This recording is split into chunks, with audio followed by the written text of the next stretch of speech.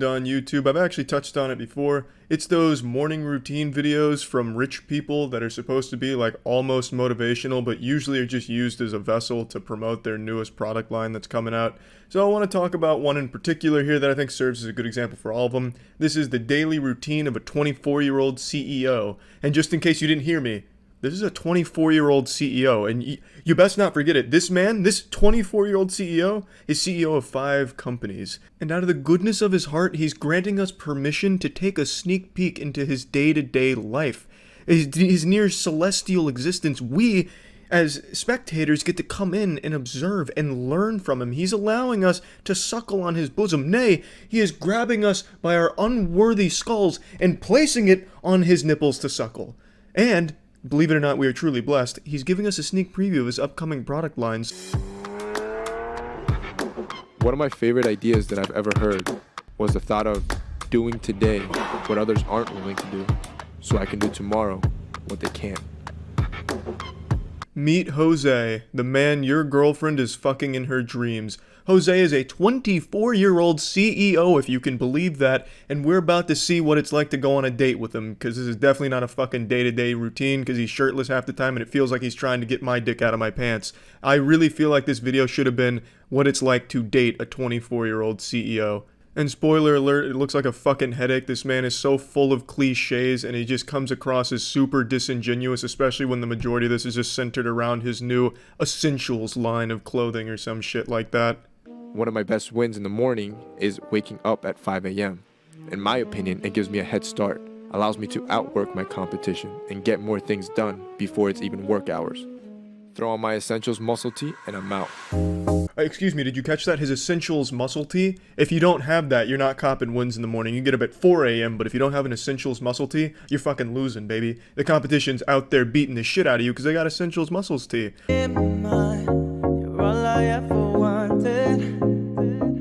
I hate running and I hate morning workouts. I do both. This is a great way to callous the mind and start your day off with the win. Jose just can't stop winning in the morning, baby! He's going for a morning jog. He's going for a morning workout. He doesn't touch on it in the video, but I'm sure while he's going for that jog, he's closing 7-figure deals on his laptop, so he's making use of that time. No time is going to waste, but he still probably finds time to help old ladies across the street, because you gotta cop those big W's, baby. This is a great way to get my adrenaline pumping. Now that I'm awake, I'll hop in the shower. I prefer to use cold water. It's better than a cup of coffee. It wakes you up instantly, and it's actually good for your skin. You can get a sneak peek of the cameraman in the reflection there. Could be his brother, could just be an 18-year-old kid who was just looking for a quick buck, so posted an ad on Craigslist and Jose hit him up. Kid had no idea what he was in for. I wouldn't be surprised if Jose got totally nude for that shower shot. Cameraman was probably like, hey Jose, we're only doing torso up, you don't need to get naked. No, fuck that. Here's a CEO lesson for you. No half-assed measures. I'm going full cock out, even if it's not on camera.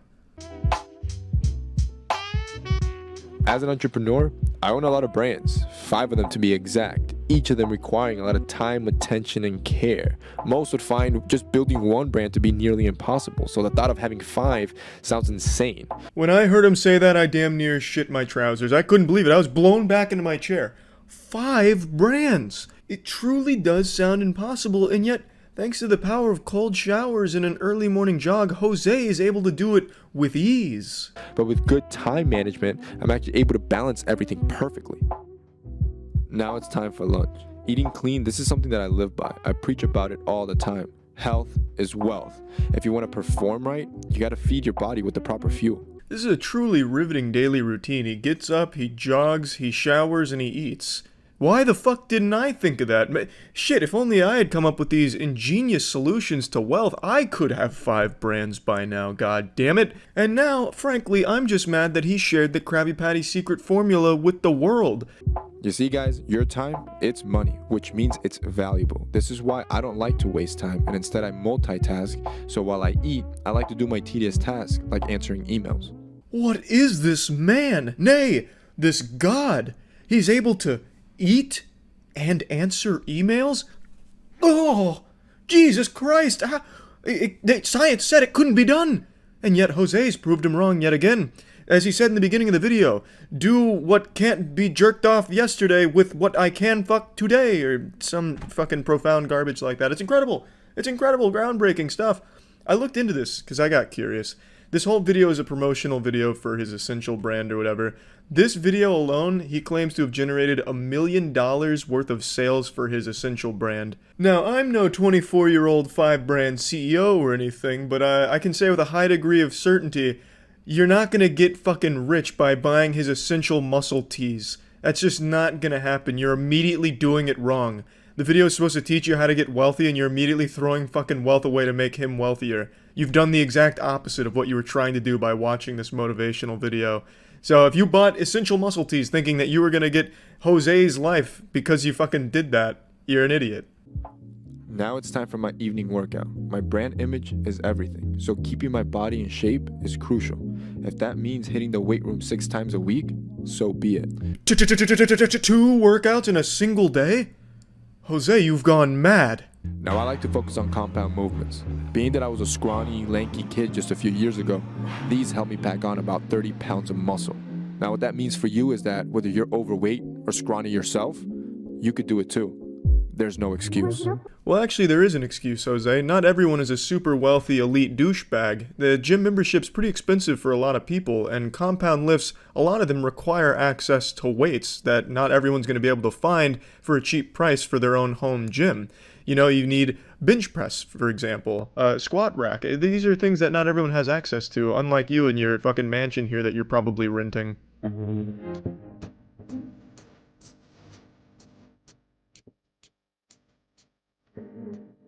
After the gym, this is my time to unwind. More like behind. Could you have found a tighter pair of pants? I feel like I can see your asshole through these things. What are these, a size turbo small? Was this just the smallest pair they had available at Baby Gap? This is my favorite part. I hop in the car and go for a long drive. Business is like a chess game. You always gotta be 3 moves ahead of your competition. So whether that's analyzing the market for new trends or a new business venture, going on these long drives allows me to think creatively and freely. But only if you have a Lamborghini. If you don't have a Lamborghini, you have no right to be driving around on Jose's roads. Also, I don't really understand that. How the fuck is driving around aimlessly helping you in your business ventures? You are genuinely wasting time, which is one of the things you pledge never to do. It's not like you can get any work done while you're on the road except make idle calls every now and then at a stoplight, unless you're fucking texting while driving, which you shouldn't be. But anyway, this is a genuine waste of time by all definitions, just wildly, aimlessly wandering the roads doing fucking nothing. You keep walking by. At the end of the day, when it's all said and done, all the work has been put in, it's time to relax. This is when you let your mind at ease. And for everybody, it could be different, whether it's hanging with friends or reading a good book. For me, it's a good cocktail. Meet up with some friends and innately call it a night. That's where his day comes to its incredible, exhilarating conclusion, and then he plugs Essential one more time. I gotta say, what a fucking boring day-to-day routine. This dude does less than a day than a professional high school gamer. Like, this dude's day consists of getting up early to jog, work out, shower, eat, answer a couple emails, work out, go on a long drive, and then get a cocktail and go to bed. When the fuck do you do anything interesting or productive for your business? You hype yourself up as this crazy fucking guru CEO, and your day-to-day activities are genuinely doing nothing. I mean, I felt like this was just something that was supposed to woo me over if I matched with you on Tinder or something. This didn't feel like anything of any substance, and of course, shamelessly plugging your brand, which allegedly worked for you, so congrats on that front. But this is totally useless if anyone's trying to be motivated by your day-to-day routine. The only thing this teaches them is, hey, maybe get up early and work out. The most generic advice anyone could ever give anyone. It's just a silly fucking trend of videos. I don't know why rich YouTubers always like to do these day-to-day motivational video activity things. Makes no sense to me. Doesn't help anyone, and it's just shamelessly there to promote whatever merch they're working on. Just some dumb. So I goofed on a morning routine YouTuber video. This used to be a very common trend on the site for a little while, where people were just ravenous to learn what all of these successful people were doing every single morning. And it kind of died off for a little while. It's starting to make a bit of a comeback with TikTok being so brain dead that people think by following a successful person's morning routine, it will mean they're destined for success too. So this fungus is starting to spread again like it's the Last of Us universe, and we're just inundated with more bad morning routine videos. It's the same shit from back in the day. It's either overly strict fucking drill sergeant routines or just general advice as if they're your parents, like brush your teeth and moisturize your face. But the drill sergeant ones are the ones that do the best because it's what people think is part of a successful morning routine. It's kind of what they want to hear. So you'll see a lot of these pop up. You want to make $100 million this year, Buster? Well, you got to start getting up at 4 a.m. every single day, eat a handful of eucalyptus, go for a 3-mile jog, take a cold shower by 5 a.m. After your 5 a.m. cold shower, drink a chamomile tea, give yourself a coffee enema and a vitamin C suppository. Then and only then can you start thinking about the rest of your day. I'm just kidding, you douchebag. You forgot the most important part of the morning routine, guided meditation for at least 30 minutes. You need to switch into your mind palace. If anyone interrupts your mind palace time, kick them out of your life because they're toxic and they're going to prevent you from making hundreds of millions of dollars. It's just a bunch of nonsense, a bunch of hooey, but it's kind of just what people want to hear, so it was very popular for a while and it's starting to become popular again. Cody Co just posted a video today goofing on one of these morning routine videos, and I think it is just the perfect example for the whole genre.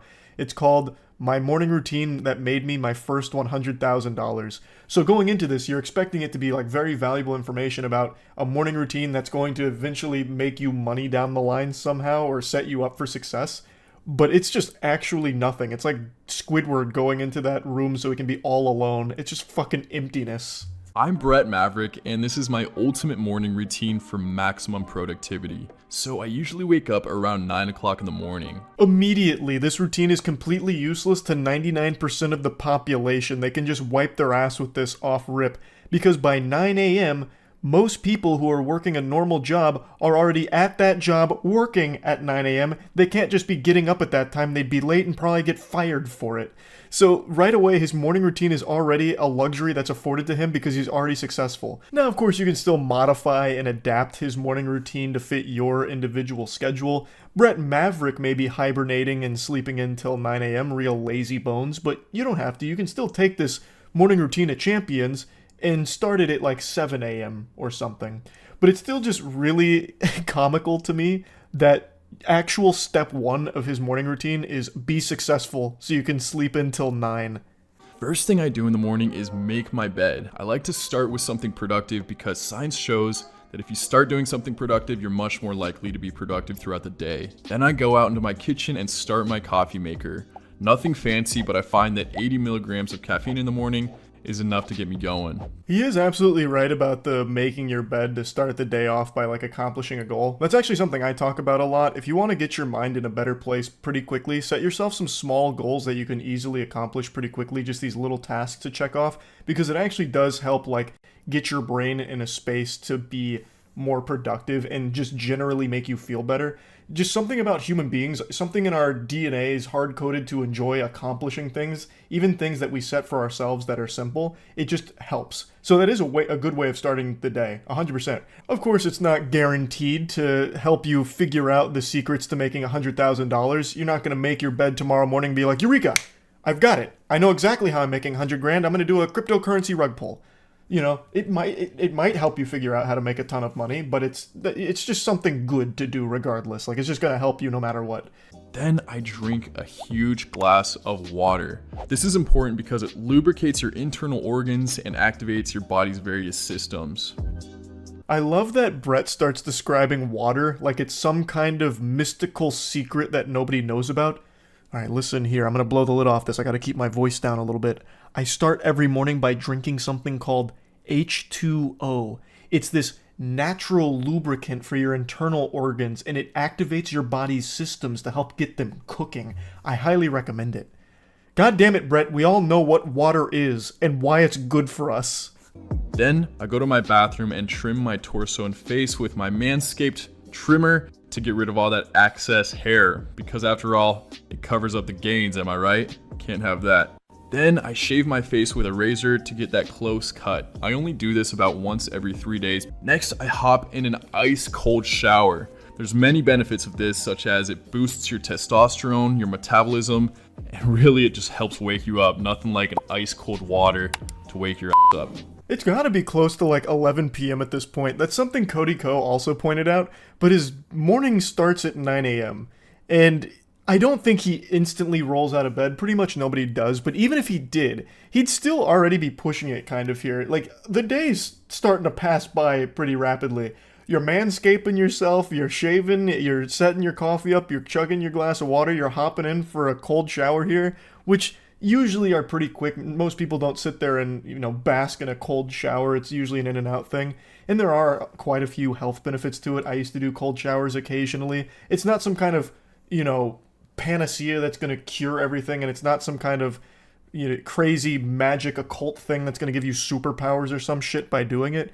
But it is like generally good for you to do it occasionally, if not every day. But this video led me and pretty much everyone else to believe that this morning routine is what helped him make $100,000 to begin with. And right now there's been nothing to indicate anything close to that. Right now he's just going through the most normal shit ever at like a later time than most would do it. That's it. Like, if you follow this, you're not going to see any improved level of success at all. Like, maybe you feel a little bit better after a cold shower, or you feel a little bit better because you made your bed so you're not feeling like a slob or something, I guess. But I'm getting no valuable information here on making $100,000 or anything. While I'm in there, I exfoliate my face. I only do this about once every week or every time that I shave, just to get rid of that excess dead layer and help that skin rejuvenation process. Put on deodorant, moisturize my face, and I like to just pat it in because if you go at your face aggressively, you can actually increase wrinkling. And then I put on an anti-wrinkle eye serum. Since I laugh so much, I gotta start early fighting those crow's feet, if you know what I'm saying. That's just so beautiful.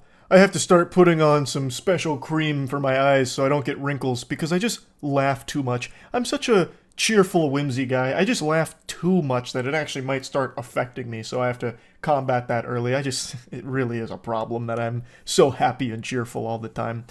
I also love the way that he signs out of the mirror right there with a power move. He hits it with one of these. He should have done the full-blown finger guns, though, some of this. And then holster those puppies. And then you pull them back out.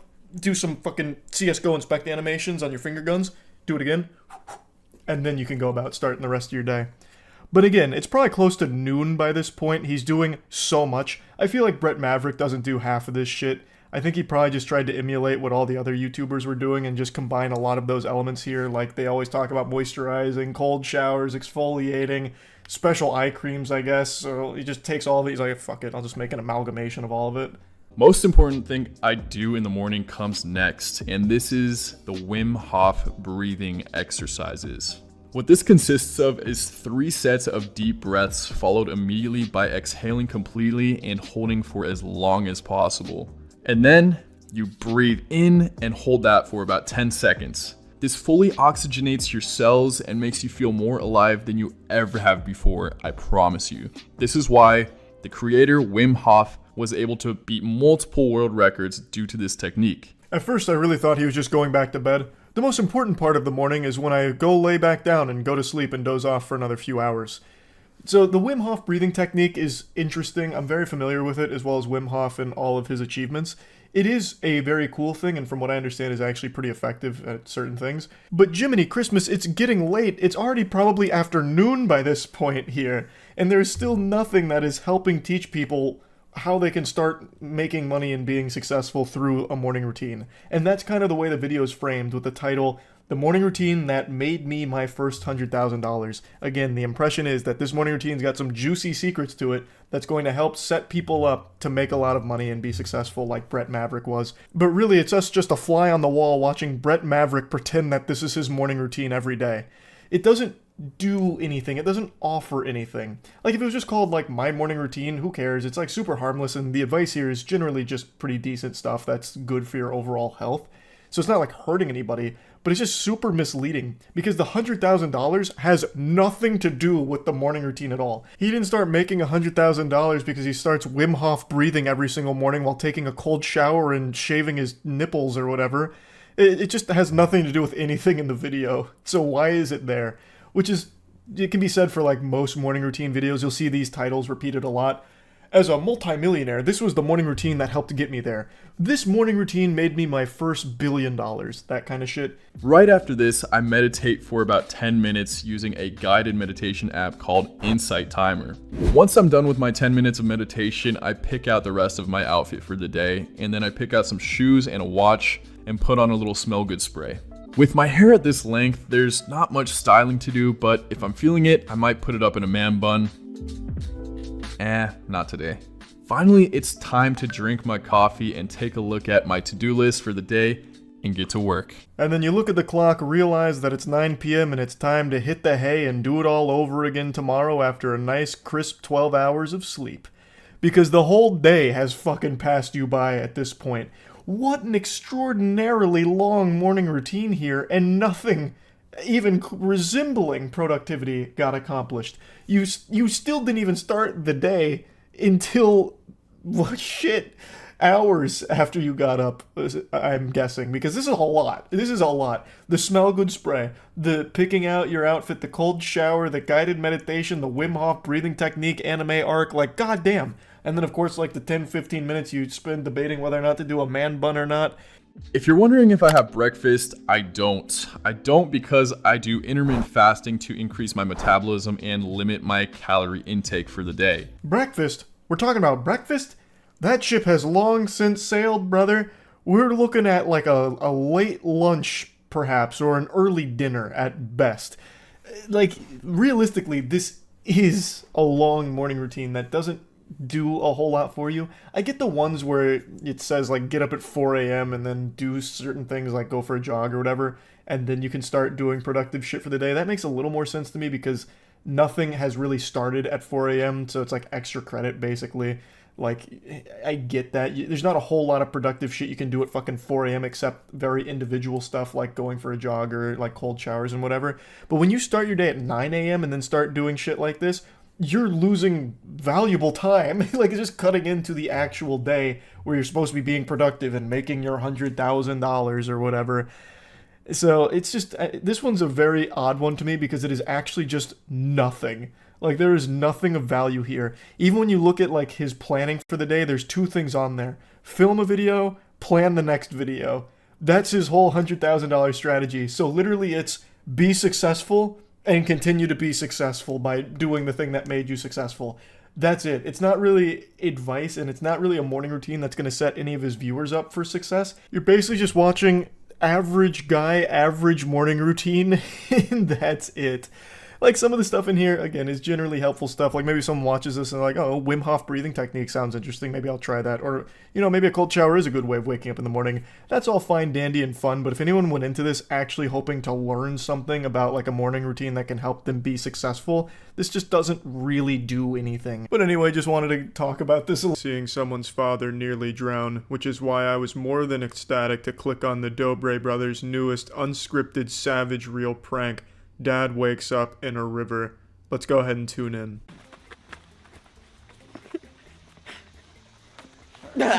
Mom. Are you hooked yet? I know I sure am. Nothing gets my engine revved up like seeing that dance move. So our dad is sleeping in that pool house down there, and we're gonna put him in the lake. Let's go. In the lake, in the river. In the river, Poochie. A little bit of a humble brag right there. Oh yeah, our daddy's sleeping in our 4th pool house, 10 acres that way next to our 3rd mansion. Hey, don't forget to smash that like button and share this video with your savage friends in the daycare so we can continue to afford this place. I also really like this prank idea. Our dad's sleeping. Let's drown him. I got your next prank here, Dobres. This one's free of charge. There's no copyrights on this one. So when your dad goes to take a shit, make sure he uses a toilet that you've rigged with C4, and then you blow it up. I already see a title.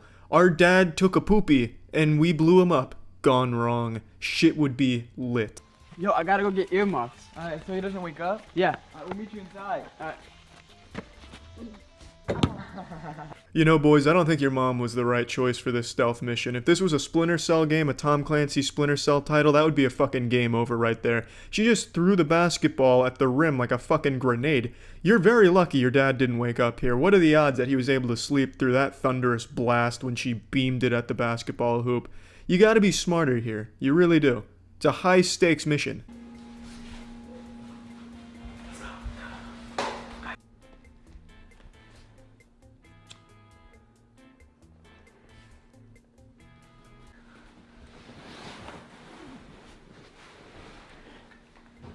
Well, spit in my dick hole, can you believe that good luck? Not only did he not wake up after the wife was damn near slapping him in the fucking face with the shooting range earmuffs, but he also turned over to help her get the other earmuff on the ear that she couldn't get to. That is a divine sign. That is God himself saying, drown this motherfucker. And don't even give me that tinfoil conspiracy theory bullshit where the dad's in on it. Yeah, okay, and wrestling's fake, right? That is a man who is so clearly asleep, most likely having wet dreams of Riley Reid's spread butthole. This right here was nothing shy of a miracle. The Dobre brothers out here making some fucking miracles happen. An amazing stroke of good luck right there with that series of unfolding events.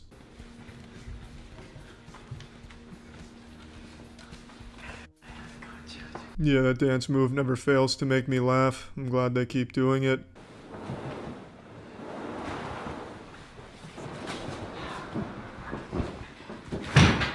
I think their dad's dead. I think he's just fucking dead there. He's such a heavy sleeper, it's crazy. What a savage sleeper.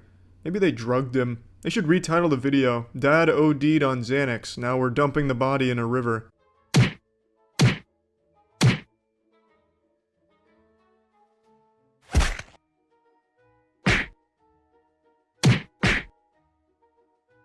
What the fuck?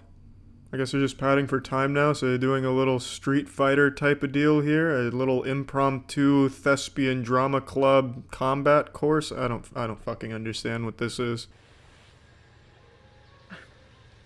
Fucking knew it. Rest in peace, Dobre Sr.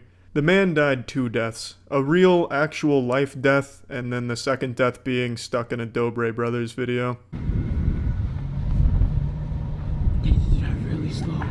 Now they've thrown the body into the fucking hearse here. They've turned the pickup truck to a hearse. This is just goddamn depraved. This is sickening. Go, Mom.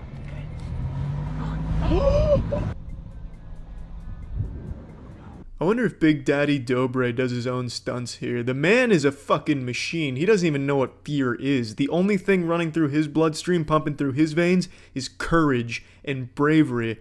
Let's take for a second and assume that this prank was real, which obviously it's not, but let's say it was. He'd 100% wake up on the truck, and when he did, he'd probably freak out, fly out the back, and snap his neck. What a fucking prank.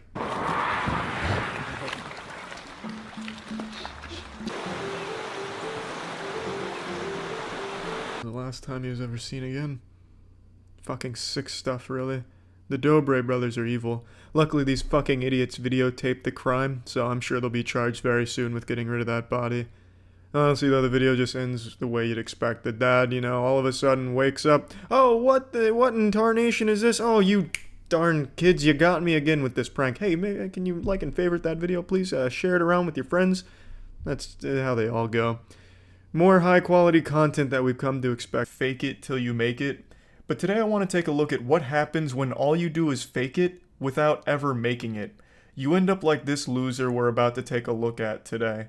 A guy who has become a complete parody of self-confidence, but without any level of self-awareness. He portrays himself as an extremely successful, extremely rich guy that would have no problem at all stealing your wife right out from under your nose. It's beautiful stuff that he talks about. Take you, for example, and me, and we both pull up and we go to your girl. Odds are I'm gonna take that bitch. If you compared me to you, you're not gonna win that battle. Bro's out here rocking that man dark body type and acting like he for some reason be able to take your girl just because he rolled up in a rented McLaren. This guy's entire personality is money. He's like a real life Mr. Krabs, but with even skinnier arms.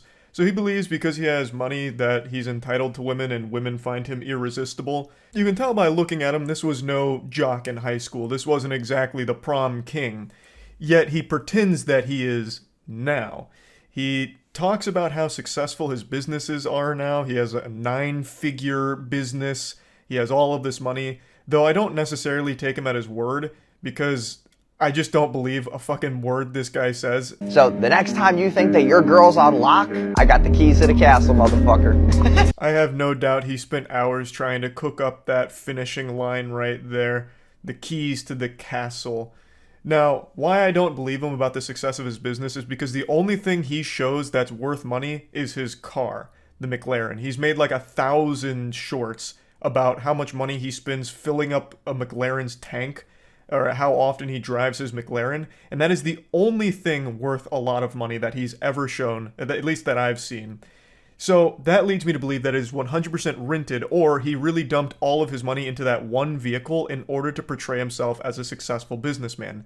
He did a little house tour, and it's very humble living. It's a nice place, but it's not exactly like a super mega mansion you would expect someone with a 9-figure business to own.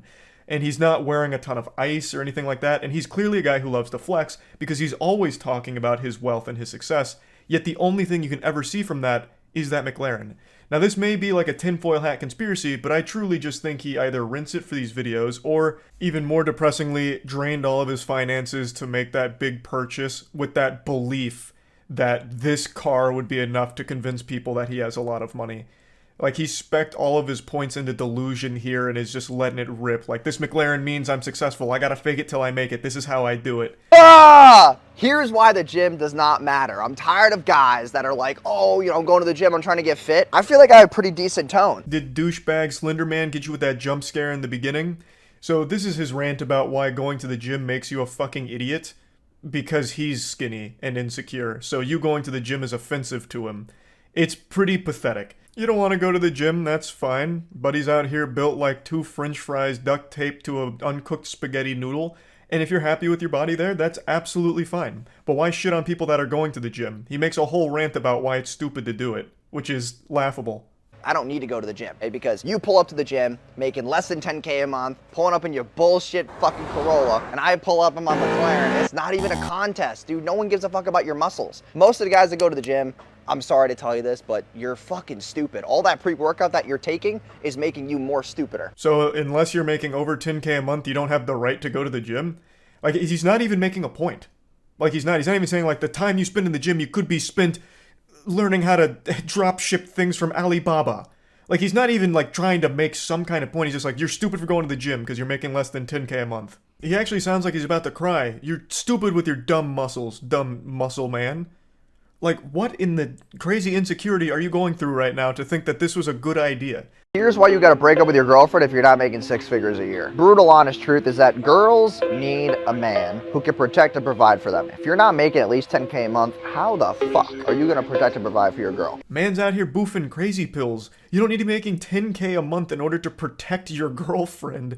You have absolutely no meat on your bones whatsoever. The only foe you're equipped to handle is if the gingerbread men from Shrek tried to attack your girl, then maybe you could fend them off.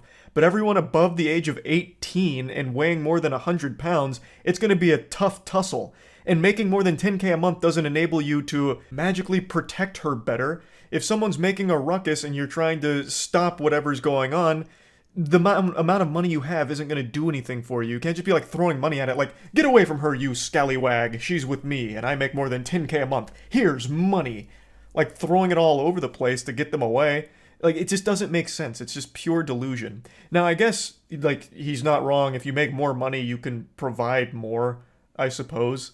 But what the fuck does that have to do with anything? So if you don't make 100K at least a year, break up with your girl. It's cool that she's sticking with you right now because you're trying to build yourself. But at the same time, if some guy like me comes up and gets in the way, she's gonna choose me over you because I can provide more. In this feast or famine world, women will always pick the best case scenario because they don't want to get hurt. And you being broke as fuck definitely hurts. What hurts more than being broke is being broke but pretending you're not, like this guy.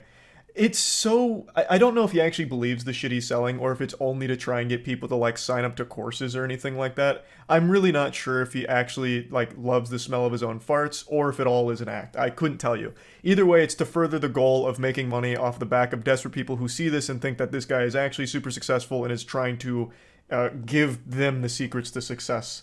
It's all just another guru scam, but... I find him particularly entertaining because he's doing the bare minimum. He didn't even bother to invest in his own body to look the part, so he's not in good shape.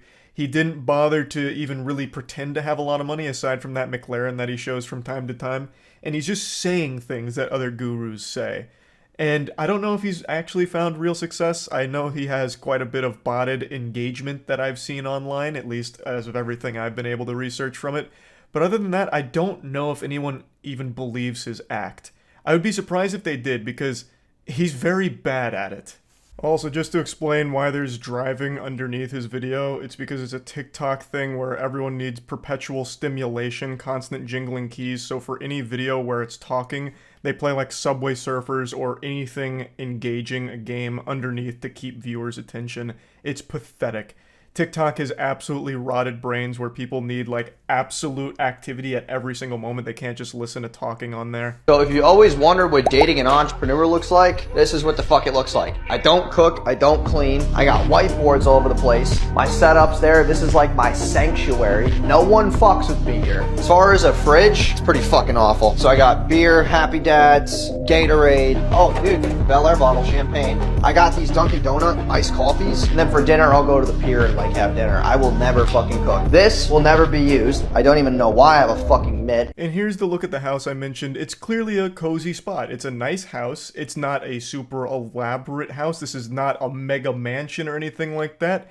So if he's a super successful 9-figure guy who loves to flex everything, why would he be living in a house like this? It doesn't make any sense. That doesn't really track. I also love the whole whiteboard thing. He probably watched one video on like, it's important to write down your goals or whatever as an entrepreneur. So he bought like 9 whiteboards and hung them all up and filled them with gibberish nonsense. I tried zooming in on the frame where it focuses on a whiteboard, but I couldn't make it out because his handwriting looks like he wrote it while he was getting hit by an earthquake. So it's completely illegible for the most part. But I'm pretty sure one of them was agility. And he had a check mark next to it, meaning he must have done like agility drills, I suppose. I could be reading it incorrectly, but I'm almost positive it said just agility on one of them. Maybe it's like RuneScape goals and he's like skilling right now, so he's working on agility and he checked it off once he got like a certain amount of XP. I don't know. Very goofy regardless though.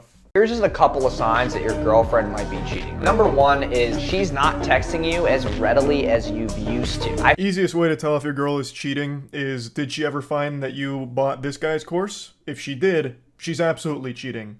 No doubt. And you deserve it. Why the fuck would you buy a course from a guy like this? It's so embarrassing. Like he actually just went to like WikiHow and just started copying articles on like how to tell if your girl is cheating. 7 life hacks for that. And then he just starts regurgitating them here. But anyway, I could go on and on. There's so many embarrassing shorts he's made, but there's no reason to just keep going over it. I just wanted to showcase some of his better ones here and talk about it a little bit. Need talent or hard work to be successful in life. The Dobre brothers are living proof that neither of those things are required. It's been a little while since we've looked at the Dobre brothers, so let's go ahead and bring them in here for their checkup at Dr. Charlie's office, squeeze their balls and ask them to cough. Today we'll be watching another thrilling adventure with these 4 exciting brothers as they explore a $38 million mansion and decide whether or not they want to buy it and live there. What's up guys, we're back for another video, and today we might potentially buy a new house. Not just a new house, a very beautiful, big, and brand new house. I love the way that Cyrus there on the far left looks. Everyone else is dressed relatively normal, and then Cyrus comes out here looking like a Kingdom Hearts character. Everyone else is dressed relatively normal, but then he comes out here looking like Count Dracula. It's like he just heard Black Veil Brides for the first time and is going through a phase now.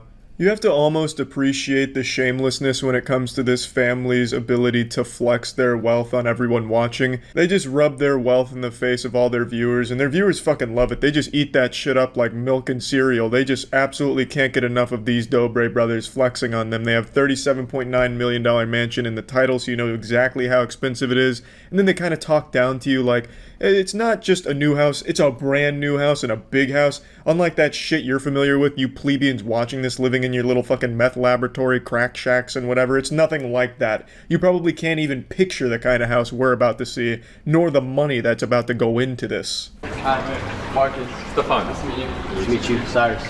Alright, Stefan, good to meet you. I'm Darius. Hi, Lucas. Nice to meet you. Come on in. Thanks for having us. So first off, excuse the mess. They are doing a bit of a, they're changing up the top floor windows. No, Stefan, I will not excuse the mess. This place is a filthy fucking pigsty. It's a swamp. I thought this was supposed to be Beverly Hills, not Dagobah. What the fuck have you even brought the Dobre brothers into? $38 million and you present this decrepit cesspool of disease and grime? Have you lost your mind, Stefan? This is an inexcusable disaster. Unbelievable. I feel insulted even looking at this $37.9 million. My dirty little asshole it is, looking like this.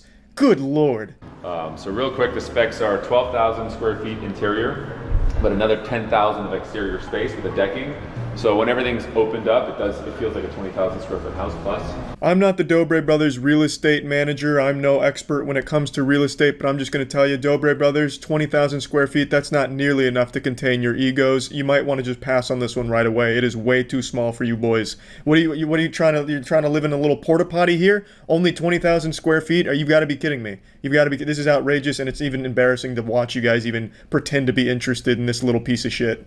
Is that a real dinosaur? Yeah, Allosaurus rex, 150 million years old. Not included in the house, it's an extra 1.5. I couldn't even imagine being so rich that a house that I'm looking at has an actual fucking dinosaur fossil propped up in the living room. That's like some supervillain lair shit. That's Dr. Evil shit right there.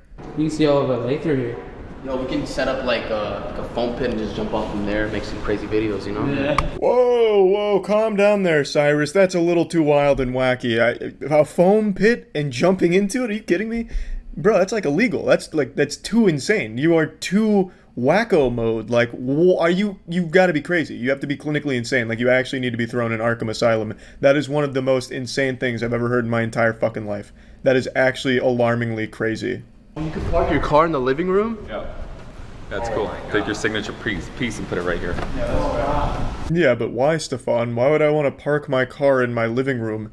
Unless I'm trying to kill the whole family with carbon monoxide poisoning or something, what could possibly be the point of parking a car in a living room?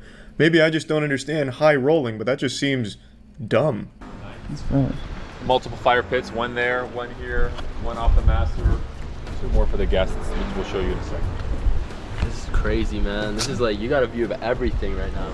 I can't be the only one that thinks this pool looks terrible. It's more like a glorified slip and slide. It's just really long. But just look at the width. It's only like 3 feet across. It looks like a water ruler. There is absolutely no way you can jump into this thing, dive into this thing. All you could possibly do with this little pathetic excuse for a pool is swim laps from end to end claustrophobically. There's absolutely no wiggle room for any type of actual fun pool activities. You could only swim from end to end, and it'd be like the walls closing in around you because there's absolutely no space on the sides here. There is no width. Yeah, it's like your own dealership, you know? And when you drive up, you can see the cars through your windows here, which is nice. Presents very well. This will be good for our Dobre Cars channel too. Big shouting out to the Cars channel, really smooth and suave. I mean, hey, look at that showroom right there. You could have 1 million cars in there, 15,000 naked women, like it's got everything you could want, and on only a modest price of $37.9 million. I mean, it's a steal. They're fucking giving the house away. This is the closet? Yeah. Yeah. Yo, this is the best closet I've ever seen in my life. And you got skylights that are in the natural light, because you know sometimes you put something on and with the fluorescent lighting or whatever, it doesn't quite show as well. Yeah, that closet is huge. It's absolutely massive. It looks like the inside of a bank vault. It reminds me of that scene in Men in Black 2 when they go to the apartment and you see all the futuristic weaponry in like a whole separate room. That's how futuristic and massive this room looks. Don't know what you need all that space for, but god damn it, it's there. I like it. Nice. This is crazy. Yeah. It's like a hotel. Yeah. Last to leave elevator wins $10,000. Yeah.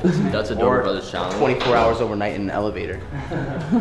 Calm the fuck down, Cyrus. These ideas are too lit. Someone else that can afford a $38 million mansion with an elevator inside of it is going to steal them. You can't just give away the Krabby Patty secret formula. I can't believe you're just giving away this gold, this genius. Spending 24 hours in an elevator, has it ever been done before? Can it even be done? Does the science even allow such a thing to happen? Like, it's fucking crazy. Last to leave the elevator wins $10,000? Like, that could even go longer than 24 hours. Like, holy shit. This man is an actual genius, a pioneer, a visionary. I can see who the mastermind is behind the Dobre classics like making slime in a bathtub. Like, damn, this guy has got some banging ideas. All right, you guys ready for the coolest feature? Yeah. Check out this hidden wall. Would have been a wild twist if there was just a bunch of fucking bodies on meat hooks in there or something, just like body parts tumble out of the fake wall when Stefan opens it. You punch in your code, beep, beep, beep, beep. And it's a full-on safe room. I feel like Iron Man right now, bro. What you doing where you lock your brother in? Let me out. Stefan, are you serious right now? Tossing ideas to the Dobre brothers? What, you want to be a Dobre brother that badly? You want to be the 5th Dobre? And that's the kind of idea you're bringing to the plate? That's what you're coming up here with? That's your fire? It's fucking genius. Can you believe it? Trapping a brother in the safe room?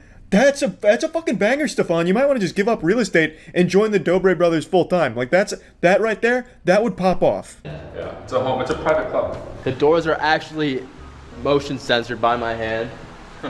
Anytime. Let us What know. was the listing price?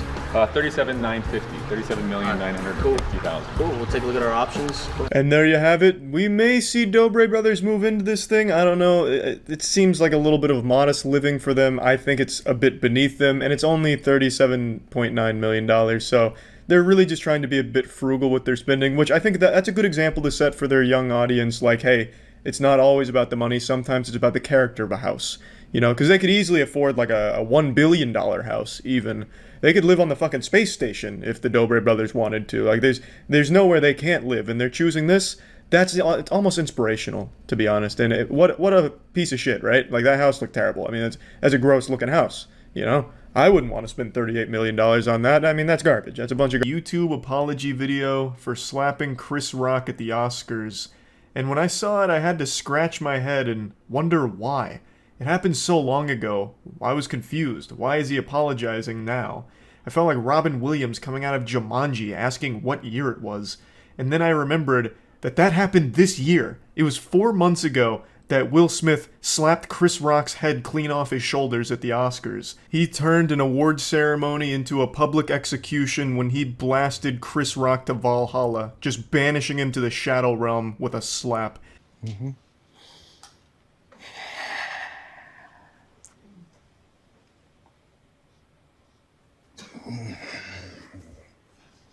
Oh baby, that's right. He starts this with the most generic YouTuber apology intro imaginable.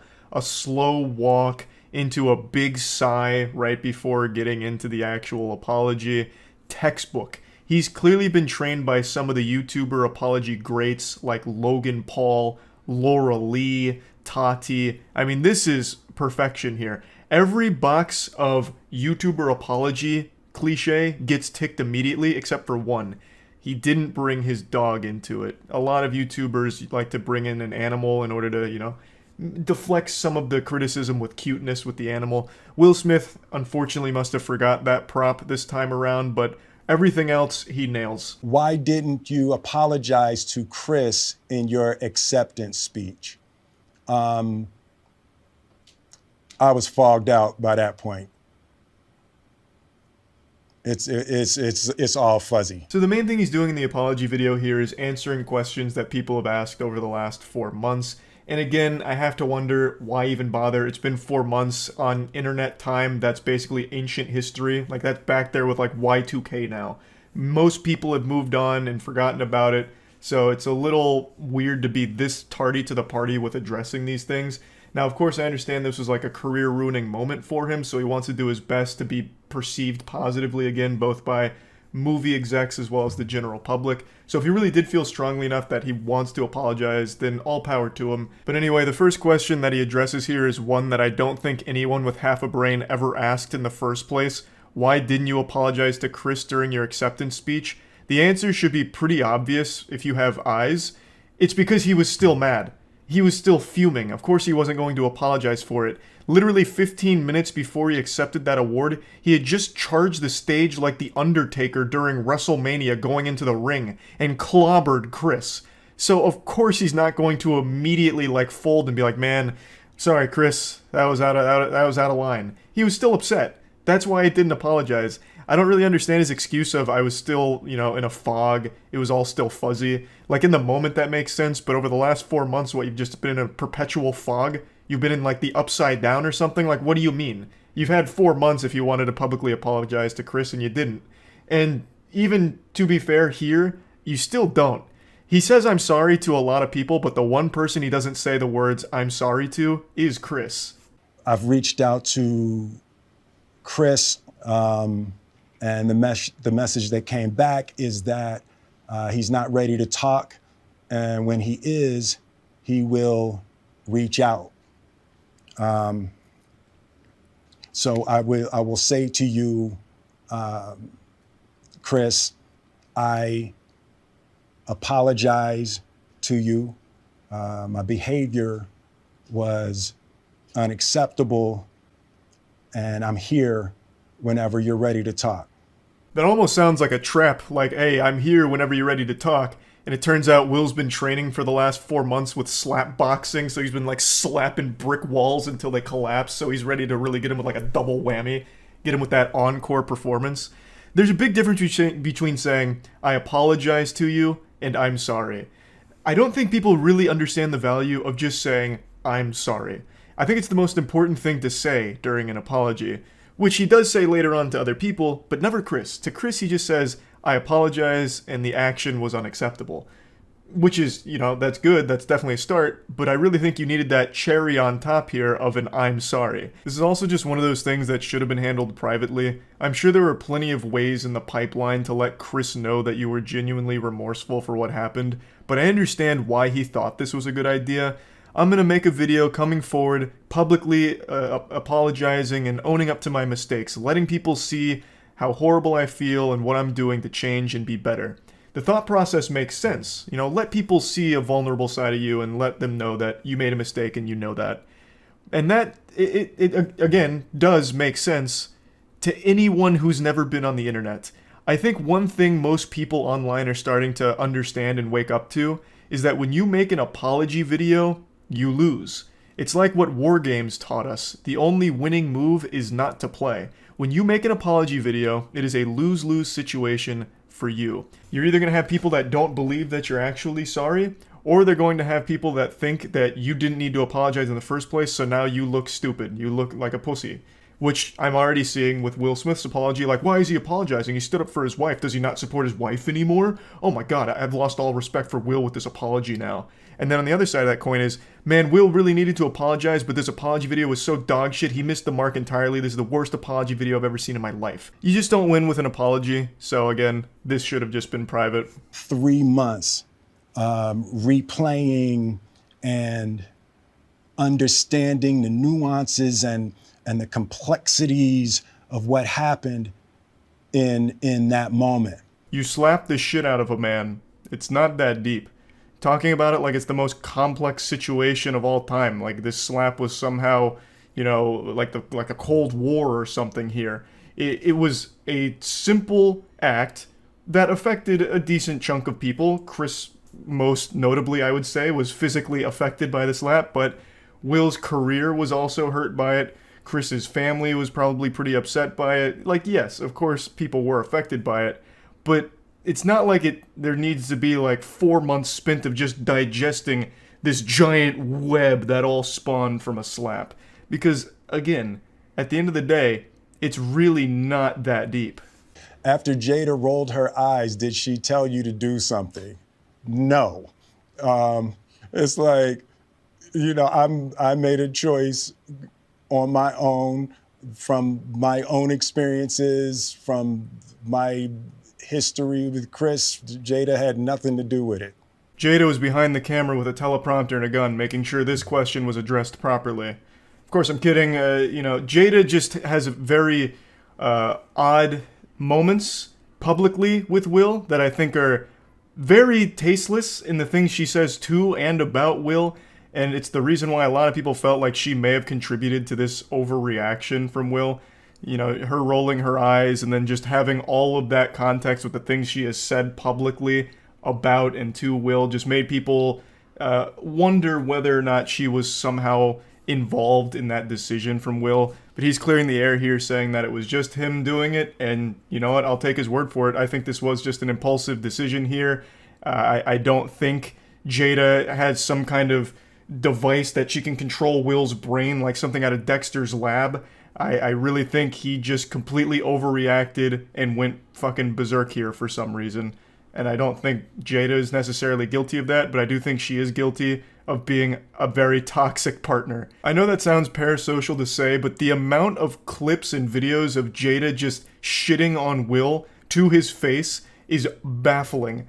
Like the time where she was just talking about cheating right to him and how much she like enjoyed it or whatever during their red table talk. Oh my god, it's so hard to sit through. As Will's like in tears about it and she's just joking.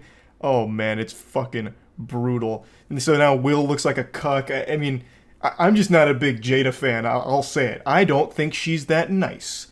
What would you say to the people who looked up to you before the slap, or people who expressed that you let them down? Let me just stop you right there. You don't have to apologize to me. I found this whole thing to be highly entertaining. I thought this was extremely goofy, and no one seriously got injured or anything like that. This was just an absolute fucking wild moment. And honestly, for this section, he should have just said, "You're welcome." You know, to the journalist that wouldn't stop fucking writing about it, like a million articles all going deep into it for no fucking reason, talking about how this is setting a bad precedent and how in the next Oscars, all of a sudden people might be showing up there with battle axes to attack their critics, how journalists are no longer safe, you know, this and that. Like, he honestly should have just said, "You're welcome," for the 2 weeks of just articles and videos about it. Now, of course, there were super fans of Will that were disappointed to see this, and I think it's cute that he said that he was sorry for it and letting them down. He apologized to Chris's family, his family, for the negative backlash they've faced. He apologized to pretty much everyone that was directly impacted by it. And now in this section, he's talking about how horrible he feels when he doesn't live up to people's image of him. And I will say he does seem pretty sincere for the most part. But again, it's been 4 months. Most people have moved on. This was pretty unnecessary. Though I'm sure a lot of people that did feel like really disappointed appreciate the gesture. Disappointing people is my central trauma. I hate when I let people down. It hurts me psychologically and emotionally to know I didn't live up to people's image and impression of me. Deeply remorseful. And I'm trying to be remorseful without being ashamed of myself, right? I'm human. And I made a mistake. But yeah, he finishes it off by saying that he is remorseful and he's, you know, working on being better. And if you stick with him, you can all be friends again. And that's basically where it concludes. Overall, I don't think it's like the worst apology ever, especially in the tier list of YouTuber apologies. I think this one was one of the more sincere ones, at least from everything I've seen from it. Unless I've been deceived by his great acting, I couldn't tell you. But this is just one of those situations that is so wild to me. Why do this 4 months later? If he had done this like a day, 2 days, even a week after this happened, I think the reception to it would have been much better than it currently is. Yes, it still has, I think, a pretty positive reception overall from like his actual like dedicated fans. But the general consensus I'm seeing here is, why is he doing this? This seems very fake to do it now. It's way too late. We've all moved on, this and that. So again, you don't really win with an apology video, but if he'd at least made like a statement like this, a big statement like this, right after it happened, I think he would have been in a much better position now than he is currently, if that makes sense. But anyway, I just wanted to talk about this since the slap is the gift that just keeps on giving. Somehow, there is still developments with that whole story that keep happening. Anyway, that's done more damage to their reputation over the last couple of years than Will Smith. His name has become synonymous with cringe. He discovers new ways to embarrass himself that most scientists didn't even think possible. It's baffling because the call is coming from inside the house. He is the one that is making the conscious decision to open himself up like Goatsy for everyone to take a peek inside, and it is irresistible to point and laugh at what we find.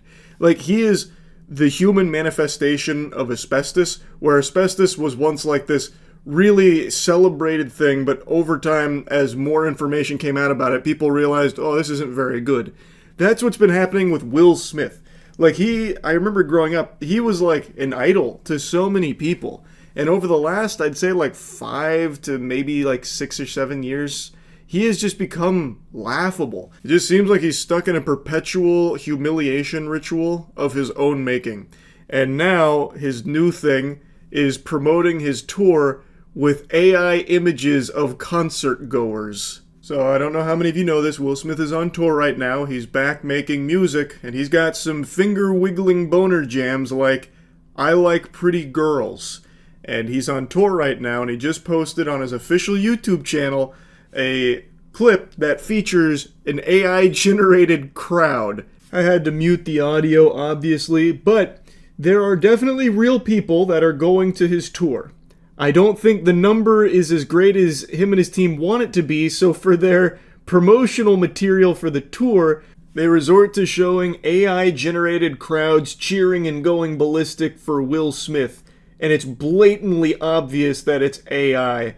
This is some turbo insecure activity right here. Like, this is an actual, like, midlife crisis meltdown moment where he's like, the numbers aren't where I wanted to be. Let's go ahead and fudge it with some AI-generated crowd reactions that love me. It's so fucking odd. I imagine you can see a lot of AI here already. There's, of course, real people that are spliced in here too. But just take a look at this, for example. This clip has me feeling like I hit the crack pipe while on ayahuasca. Like, look at this image. Like, here, we'll just start zooming in a couple of different places. Like, here, look over in this direction. What in tarnation? What the hell are you even looking at when it comes to this? Who is this? Looks like the scary monster that would chase you around in an amnesia horror game. All the people around her too are all anamorphing. If you go in any direction in this section of the video, this is exactly what you'll find.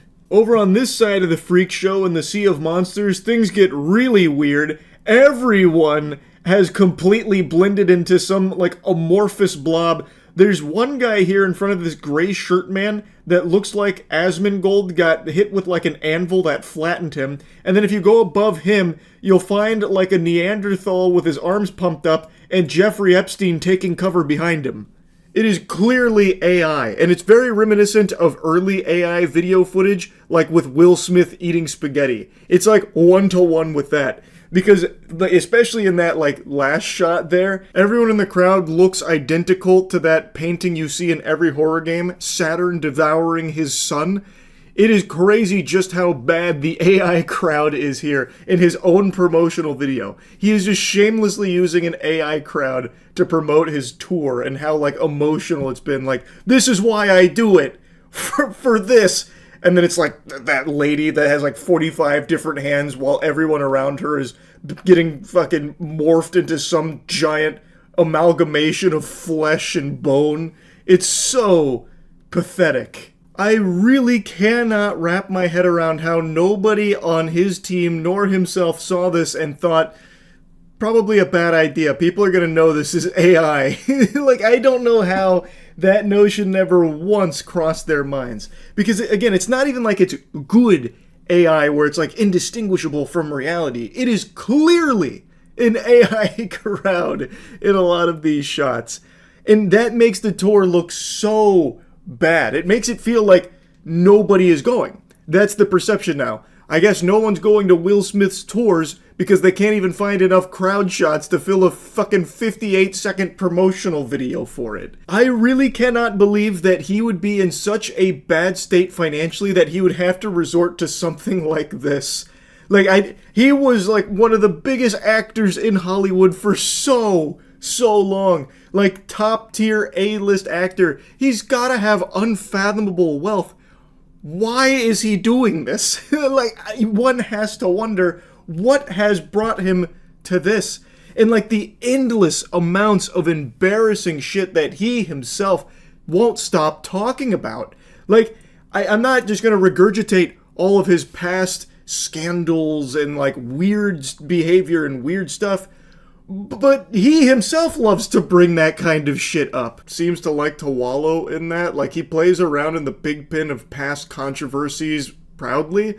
So even years later, he will bring up that incident with Chris Rock where he went on stage and slapped the shit out of him like he was trying to fucking neuralize him via the 5 fingers to the face. Like, he is the one that will bring up things like the slap and all of that. It makes no sense. It feels like he loves when people are laughing at him as opposed to with him. I don't get it. I really don't know. Anyway, just found this silly. Wanted to yap about it a bit. No. What is this? The new richest man in the world. Is this even a Darman video, or is it just like introducing the new richest man in the world? Thanks for the 5 gift subs, fun times. I appreciate it. The company you co-founded and built is now worth a whopping $1 trillion.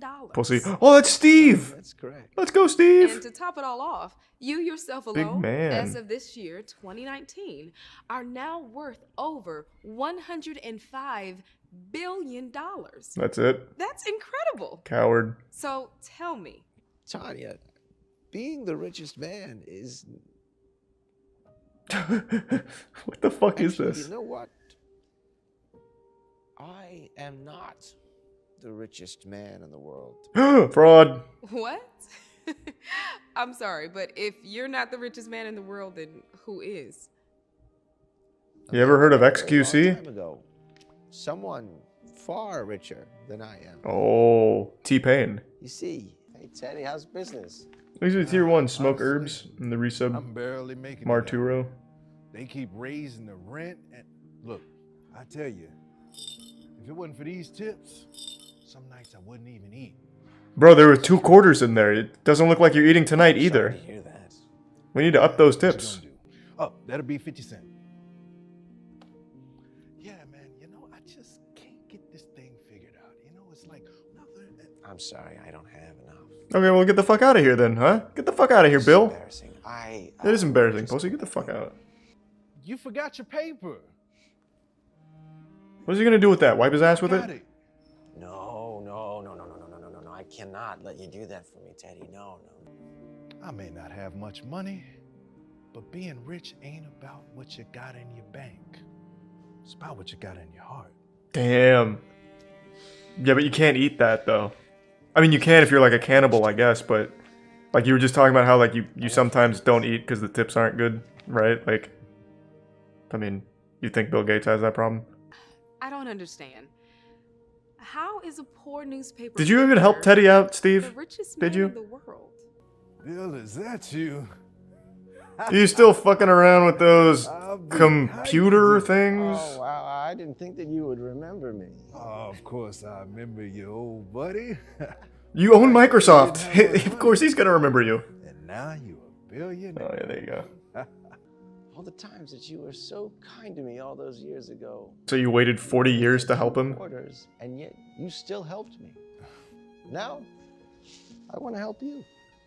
You could have done this when you were like a multi-millionaire. You didn't have to wait till you're the richest man in the world. It's a blank check.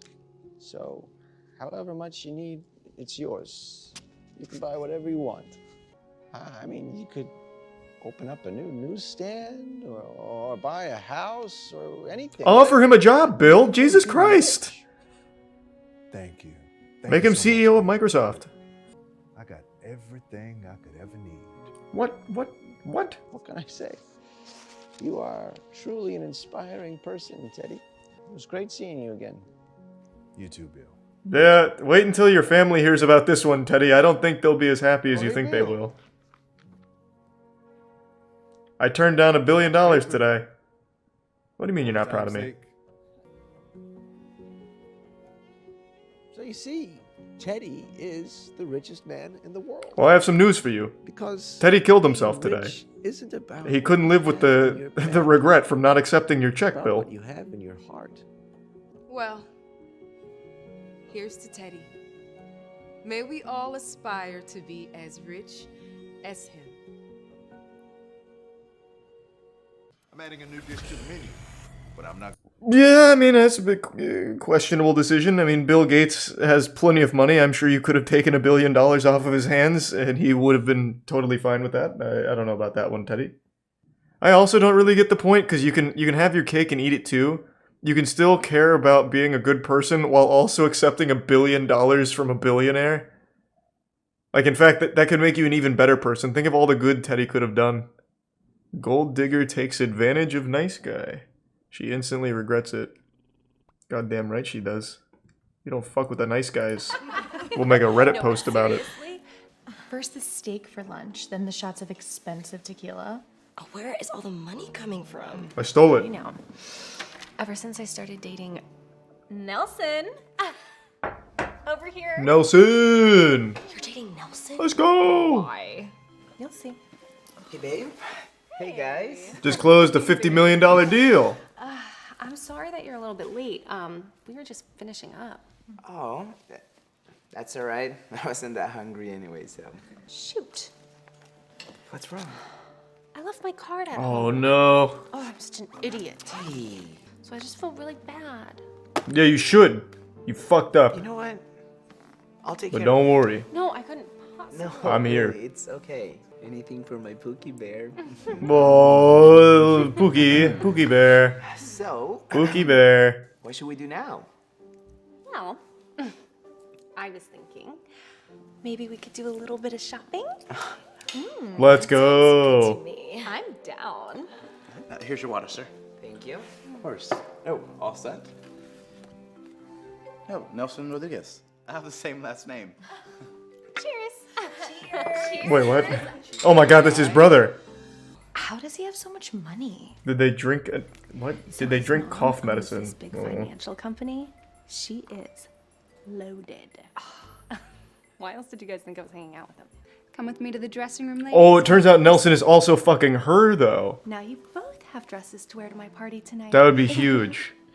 Go try them on. Hey babe, what do you think of these Sharingan contacts? Hey. Find anything you like? Yeah, a couple pieces actually. I'm your boyfriend. You can tell me anything. Well, my mom She's is pregnant. sick.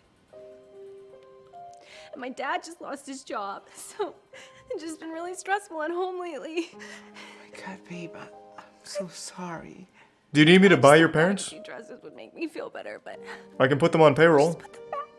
Whatever it takes to make my girl happy. That's not your girl, that's your Pookie Bear. what did I do to Oh, deserve Pookie such Dookie a Bear. sweet boyfriend? Pookie Ookie Bear. Oh, I'll be right back. I'm gonna get a couple more pieces. What are you of telling me you haven't even piped yet, Nelson? What are you doing? Oh, All this effort for nothing? Nelson. Adam? Yeah. Hi. Hey, what are you doing here? I actually work here. Yeah, and you are shopping for some dresses, I see. Yeah, for your wife. Get the fuck away from me. I'll see you outside. Okay, sounds good. I'm buying these dresses for her. Are you crazy? No, don't do that. No, she's basically the biggest user in town. I don't care about her Everyone drug knows that. problem. Okay, what are you talking about? She makes me happy. Do you remember Billy? I'm telling you, man, she's not a good person. No, my Jennifer would never do something like that, so... Hey, she's not your Jennifer. Well, you should talk Nelson. to Billy. She's just with you because of your money. I gotta go, but catch you later, okay? Hey, yeah, cool, man. Thanks for ruining my day. Nah, I appreciate it. Fuck you, pussy. I'm gonna get her an extra dress now just because of that lie. Yeah, we wouldn't want to be late to your party tonight. You're having a hootenanny? I wouldn't call it a party. And I per wasn't se. invited? It's more like a small group. Can I watch? My really close girlfriends and I hanging out. Why didn't you tell me? It was just sort of a last-minute plan, actually. Yeah, we literally just decided this like a few minutes ago. Hey, Jennifer. See you at your place at 7? We'll bring a bottle. Can't wait. We better get going. Yeah. So you're fucking them? See you guys later. Nice. Hey, fist bump, Jennifer. Let's go. You want an extra dress?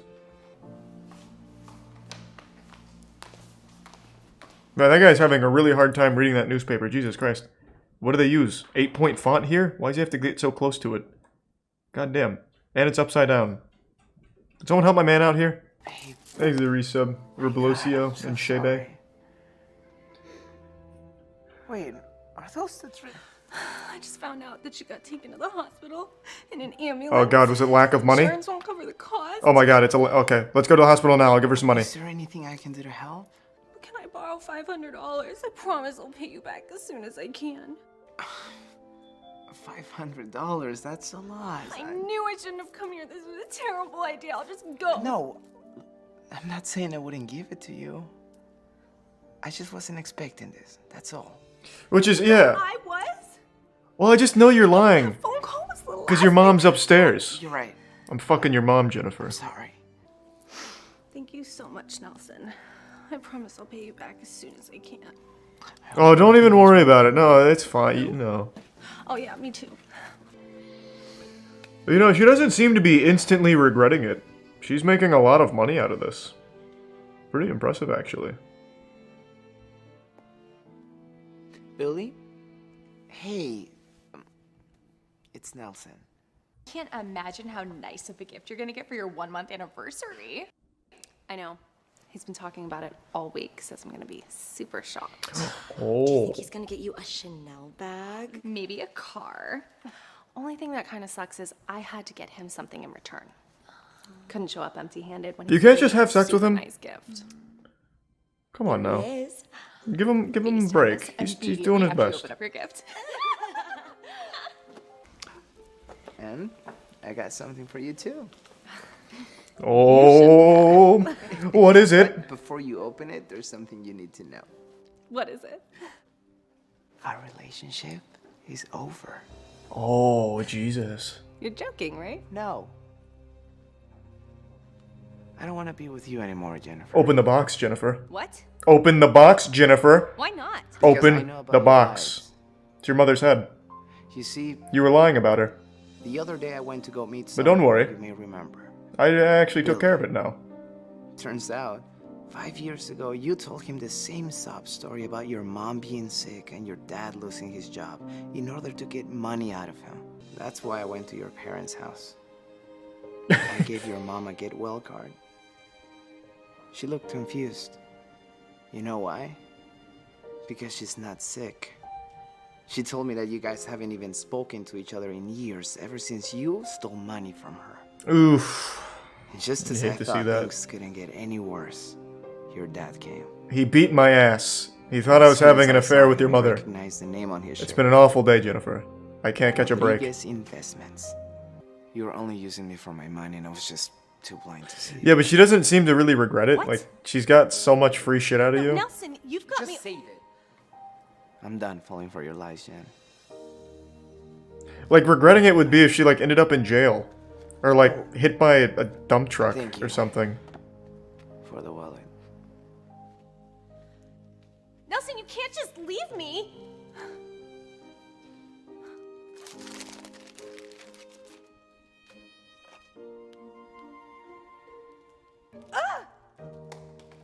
I mean, what if your sister doesn't like you? Yeah, I Not mean, everyone there wasn't a whole understands our lot of age difference. justice there. It was just more like, oh, so I got used.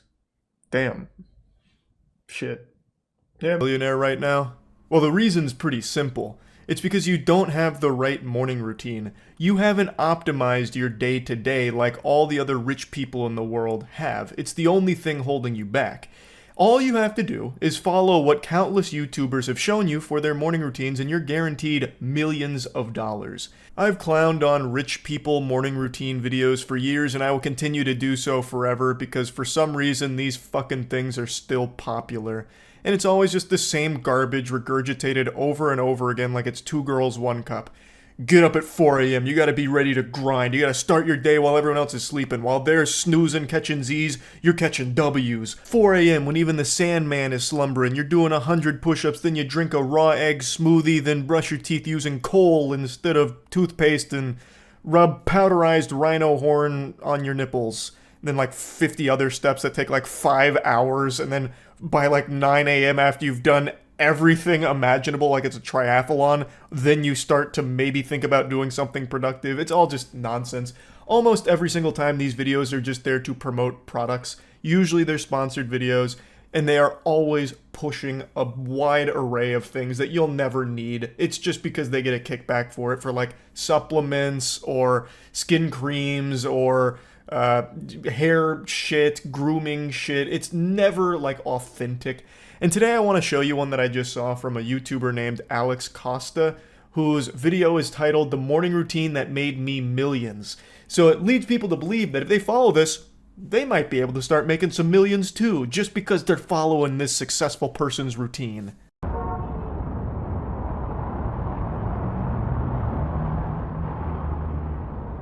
I want to pop a quick addendum here, a little free pro tip. He's in New York for this. And making $1 million in New York is like making $20 anywhere else in the country. 1 million clams in New York gets you maybe a 1-bedroom apartment with 100 rats for roommates. So I'd wager a guess Alex Costa didn't make his millions through this morning routine in New York. And far be it from me to question the expert here, but I don't think the morning routine was what was necessarily getting him all of that money.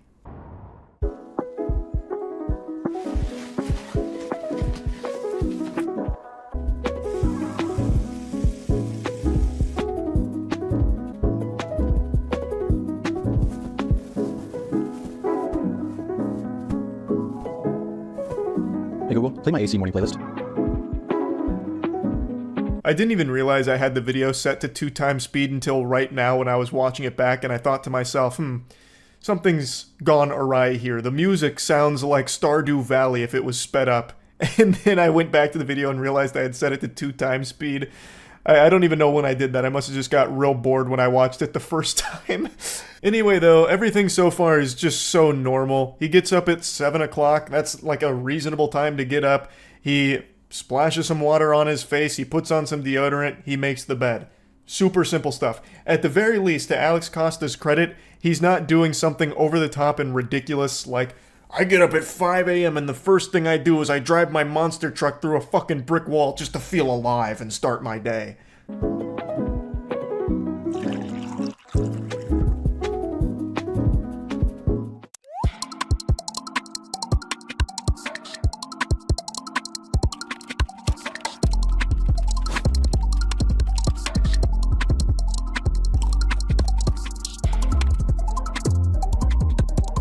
Get used to seeing Forte. There's a lot of those products here, interestingly enough. Maybe in order to be a millionaire, you gotta start getting Forte products, I think is the message it's trying to get across, as well as a perfectly positioned power crunch bar.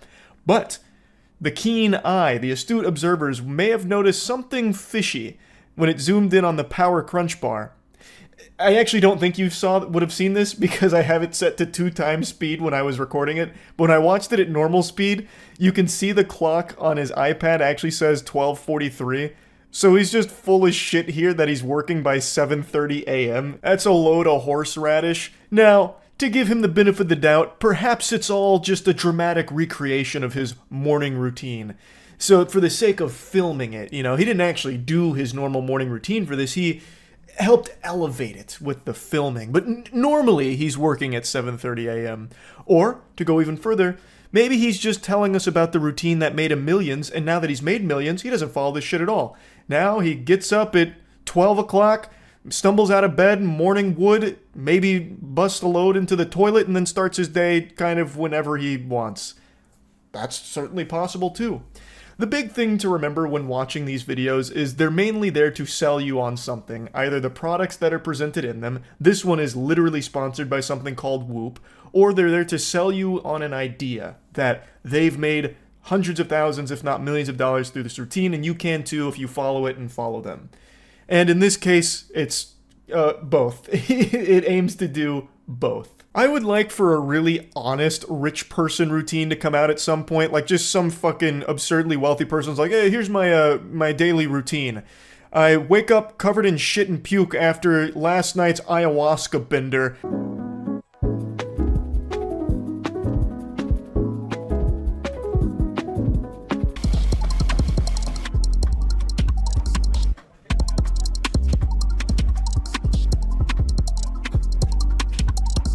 Once again, it's not the time that he says it is. It's not 8:20 a.m. It's 1:28 p.m.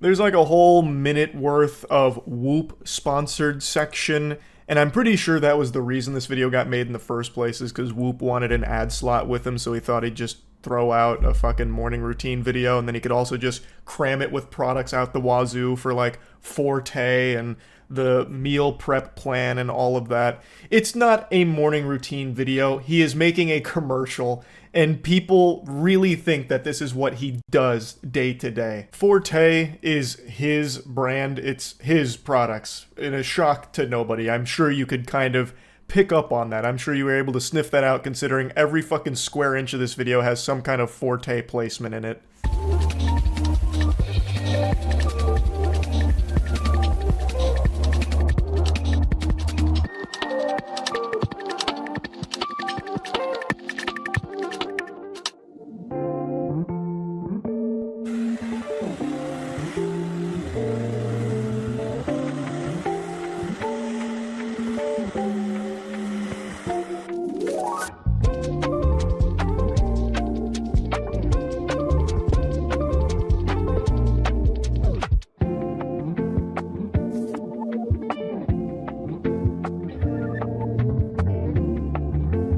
Thank heavens I had this video in 2x speed. I would hate for anyone to go through the agonizing, excruciating torture of watching all of that at normal speed, because it's literally like a minute and 30 all about him just putting Forte in his hair and beard and all of that. I still really don't understand why people actually like morning routine videos. You don't get anything valuable out of it. You're watching a guy just take a shower and put shit in his hair and beard, his own products, to try and sell you on it. Like, what did you learn there? Hygiene? Like, do hygiene in the morning? Like, that's a good idea? If you're an adult that has to watch a morning routine YouTube video to be taught that good hygiene is important, you're already fucked. Yo, what's good? Bro, these photos from the Forte shoot yesterday, they're sick, really. Dude, check them out. Yo, these came out tough. What? Bro, look at this. Bro, come over here. Check this shit out. That photo shoot from yesterday with Forte, you know, the brand that we own. Look at how these photos came out. They're like the Mona Lisa. Like, aren't they awesome? Do you think I look hot enough, though? Like, be honest. Like, do I look hot enough? Okay, alright. Now we spend an hour photoshopping girth on my Forte photos, like that's part of the daily routine or some shit. I just find these so fucking stupid. I really do. Like, a normal person is not going to have a job like Alex Costa where they sit around and just stare at photos of themselves, and that's work. This daily routine is not going to work for 99% of human beings on the planet. It's just, like, what the fuck is the point? It's, there's nothing new there. You watch a guy pretend that he gets up at 7, pretend to work out at 8, pretend to do all of these things throughout the day, and it culminates with his work being staring at photos of himself at home. Like, this is not a morning routine that is beneficial or helpful or insightful to, like, anybody in his audience at all. It's all just here to push products in their face in a sly way. I don't know, I just think it's so fucking cringe. I had to talk. Extremely wealthy person and thought to myself, damn, I feel bad for them. Until today, I found this absolutely pathetic turbo virgin douchebag on TikTok who apparently has a ton of money, but is extremely insecure, and it just comes across as the saddest shit I've seen in my life.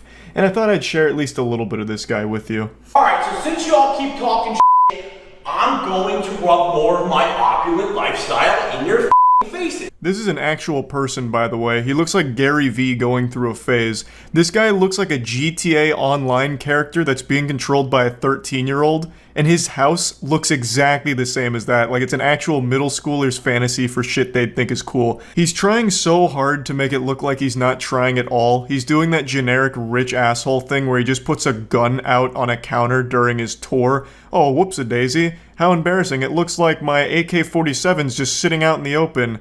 Oh, goodness gracious.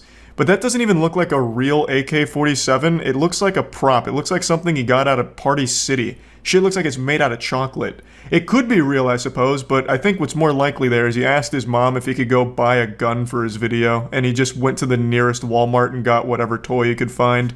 I'm gonna give you a tour of just one room of my grandiose two-story penthouse in paradise. It's basically like Fifth Avenue with one of the best Caribbean Ocean views you'll ever see. What a lovely picture behind him. An American Psycho reference, obviously, but what an incredible photo shoot. His sister worked really hard that day to set that one up for him.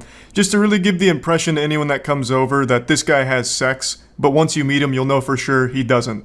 Alright, and for those of you who say I rent my shit, yeah, I'm sure the guy that I rented my place from put these two $50,000 mirrors perfectly aligned on the wall so that I could put a 7-foot self-portrait of myself perfectly in between them. Yes, this guy's got thousands of fucking self-portraits of himself all over the place. That's his big thing. Just art of himself everywhere. I'm sure his toilet even has pictures of his face on it, so that way he's always eating your ass out.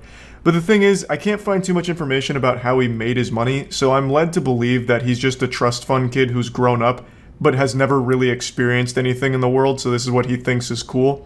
I don't know for sure, because I really thought going into this it was satire, but the more I've watched from this guy, the more I believe that this is just him. This is genuinely what he is and what he's become. Now, admittedly, I didn't look that hard into his background. I just watched his TikToks to laugh at them. So maybe he actually did make money somehow, like scamming through NFTs or crypto or something. It's possible, but I think what's most likely is his money just comes from his parents.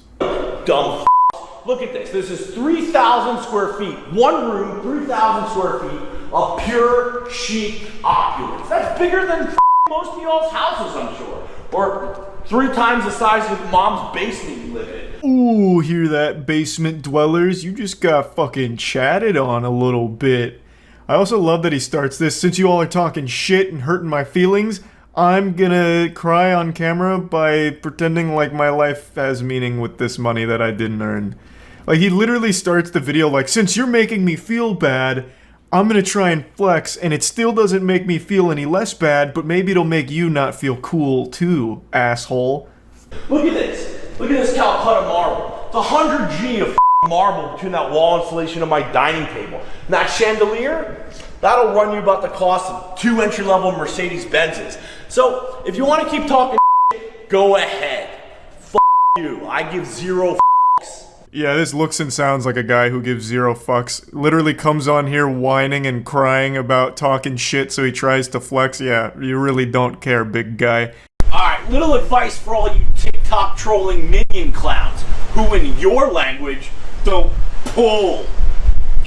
Bitches love hot tubs. Especially decadent ass motherfucking hot tubs like this. Look at this. Yeah, this guy speaks like he just learned what cussing is. And those girls look extremely happy to be there, the way they're just rubbing up all on him. They are enamored right now. They're hypnotized by this man's wealth and suave badassness. That's like his bio. He says how much of a badass he is. It's really pretty embarrassing shit. This man is the embodiment of cringe, if cringe also came with a couple $1 million from daddy. So he keeps suckling on his parents' tits and milking them for all they're worth for these TikTok videos here. And he's obviously paid these women to be here. You can tell by the way they're acting. This isn't like normal. This is a shoot. This is a fucking shoot, and they're paid for like 45 minutes of their time. I always find that to be the most embarrassing shit about these kind of people that try and flex wealth. The women they put in their videos is always very clearly people they have paid to be there. How is that not extremely embarrassing? That you had to pay women to be around you for your videos. Questioning my legitimacy and overall badassness. So I felt the need, of course, to retort in kind. Right now, I'm sitting on a $12,000 chair. That's another thing that's always bothered me about these rich people videos, is that they can just make up prices for shit whenever they want, and you have no way of really proving it wrong. But I bet that's not a $12,000 chair that his swamp ass is sitting on. That's probably one of those like really cheap chairs that you can find at Halloween stores once a year that they use for decorations outside. I'm sitting in front of my mugshot, painted on bullets. It's pretty cool. You may ask yourself, why the does this guy have this? Why does he have it? Well, the answer is number 1, because I can, and number 2, because I'm badass as I am the game. My man here is the opposite of the game. This guy had to pay women to be around him. Now, it does look like he has money, so the first one is true. He has it because he can. The second one, though, I don't think there's a single person alive that would consider this guy badass. He is literally crying on TikTok in almost every video about people being mean to him. So his response to that is flexing wealth on him that he may or may not have made himself. Again, I don't know for sure. But that doesn't strike me as something a badass would do. And something that a badass would absolutely never do is call themselves badass as fuck. That's like Borderlands writing. Jesus Christ. Also, you've probably seen the necklace that he's wearing. It says S my C. It's suck my cock. The guy made a custom sterling silver suck my cock necklace. So this is a guy who is beyond insecure. He probably reads every comment, and any one of them that's not sucking his cock is considered a negative comment and probably takes a large toll on his mental health. He is probably not in the right frame of mind to be on TikTok, since most people on there are just making fun of him. It's a really sad thing, honestly. And it just goes to show, maybe money can't buy happiness. Old Momo creepypasta picture, and he has been blowing up online because he's become a public spittoon for people to just spit in. He's like a 5-foot basketball hoop that people just can't help but dunk on. His name is NFT Nick. They said Filecoin wasn't a buy at $5. They said D-Gods would get a $20,000 airdrop from Wormhole. They said Daniel Allegre is a great CEO. They said Bodogos isn't the top NFT project. Keep down. Look at us now. This was his first video that really blew up because it really tingles something deep inside the soul of every viewer that just makes them want to bully him because it looks like he really needs it. He's just like a knuckle sandwich magnet, but verbally. So everyone said their piece about him being a turbo cringe loser, and that was that. He then made it his entire identity to continue this persona. I truly believe NFT Nick is just playing a character. I think this is all just rage bait. It's not real.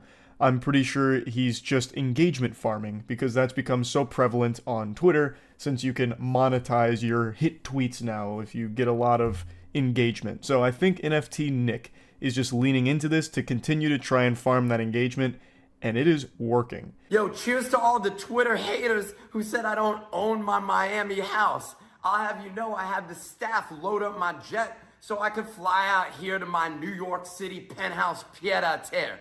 Anyways, while you're click-clacking on Twitter from your mom's basement, I'll be sitting here sipping from my $5,000 bottle of champagne. Remember, choose rich. I threw you into the deep end of the pool here of NFT Nick lore, but I thought it was important so you could see his more modern attitude here, where he's leaning into like the extraordinarily wealthy douchebag angle. He got community noted because the bottle of wine he showcased is not actually $5,000, it's less than $85. And his whole personality, I think, is just fake on purpose to manufacture outrage and try and capitalize off it and make money from it. Which I think is kind of pathetic, and I don't think it's worth it. Now, of course, I'm not Fuckface's PR guy, I'm not his dad, I can't tell him how to live his life, but I don't think it's worth just being constantly humiliated by every single human being on the planet, because it's well known that Twitter engagements don't pay that well. You get pennies. You get less than pennies. You get fucking handfuls of dirt for millions of impressions. I don't know how much he made from all of this blatant engagement farming, but I have to imagine it wasn't a ton. Like, I bet he probably would have been able to make more money being a real birthday party clown as opposed to a Twitter NFT clown. It just doesn't seem like you're going to be making enough money for this to ever be worth the constant shame of this being your legacy. I chose rich every time. There's nothing more hilarious than a guy sitting next to I chose rich every time from a clearly rented house. He claims to own it, but his suitcase is right in the corner. So I guess he's gonna struggle to explain that one, why he hasn't unpacked in his own house. Coffeezilla was wrong there. He did not struggle to come up with an excuse. He said it was from his staff packing his bags about ready to go on his private jet. So he has been very much leaning into this and thriving off of the controversy. And he's far from the only one doing this shit. It's become the norm on Twitter now to either spam porn advertisements for OnlyFans through like those ad posts that they're constantly doing. If you've seen these leaks, you're not going to heaven. Anyone seen this full video? Who's got this video? The internet was so much better before this OnlyFans leak happened. All of that garbage. It's that and then blatant rage bait farming. That's the main content you see on Twitter now, because all of it is geared towards just monetizing this shit. And engagements right now are the easiest one because you just post some incendiary remarks or just like really over the top statements and get people to dunk on you for it, to shit on you for it, and you make a little bit of money from that. And you just keep rinse and repeating that process. And I think that's the whole shtick behind NFT Nick. Make these posts, hope people keep insulting you so that way you can keep farming it. And I bet the happiest part of his day is when he gets notified that his post has been community noted, because then he gets follow-up content that has guaranteed eyes on it because everyone wants to see how you defend yourself when you get community noted. And then he just doubles down on it again and gets community noted further and lets that cycle just continue so he gets more and more impressions, which translates to more and more Twitter ad rev. That's my theory behind it. Though I guess it is entirely possible that he is genuinely just an insufferable asshole. Yo, shout out to the Twitter people praying for my downfall while saying my champagne ain't real. Keep questioning my life while you cry into your TV dinner, and my chauffeur brings me to $3,000 high tea service at Baccarat. Choose rich. This was his follow-up video to the previous one where he got community noted about the champagne. Community notes really came for his scalp there, triple fisting him, debunking like 3 of the things he said here. But again, all of it, I'm pretty sure he does on purpose. So first they point out that they never said the champagne was fake. Then they also point out that what he said about Baccarat is incorrect. And then they also mentioned that you can see the reflection of an Uber driver in his glasses. So he's not being chauffeured around or anything like that. And this was his response to that community note. The community note haters are in disbelief. I own a fleet of Ubers, but the poors wouldn't understand that concept. Felipe is my personal driver. Choose rich.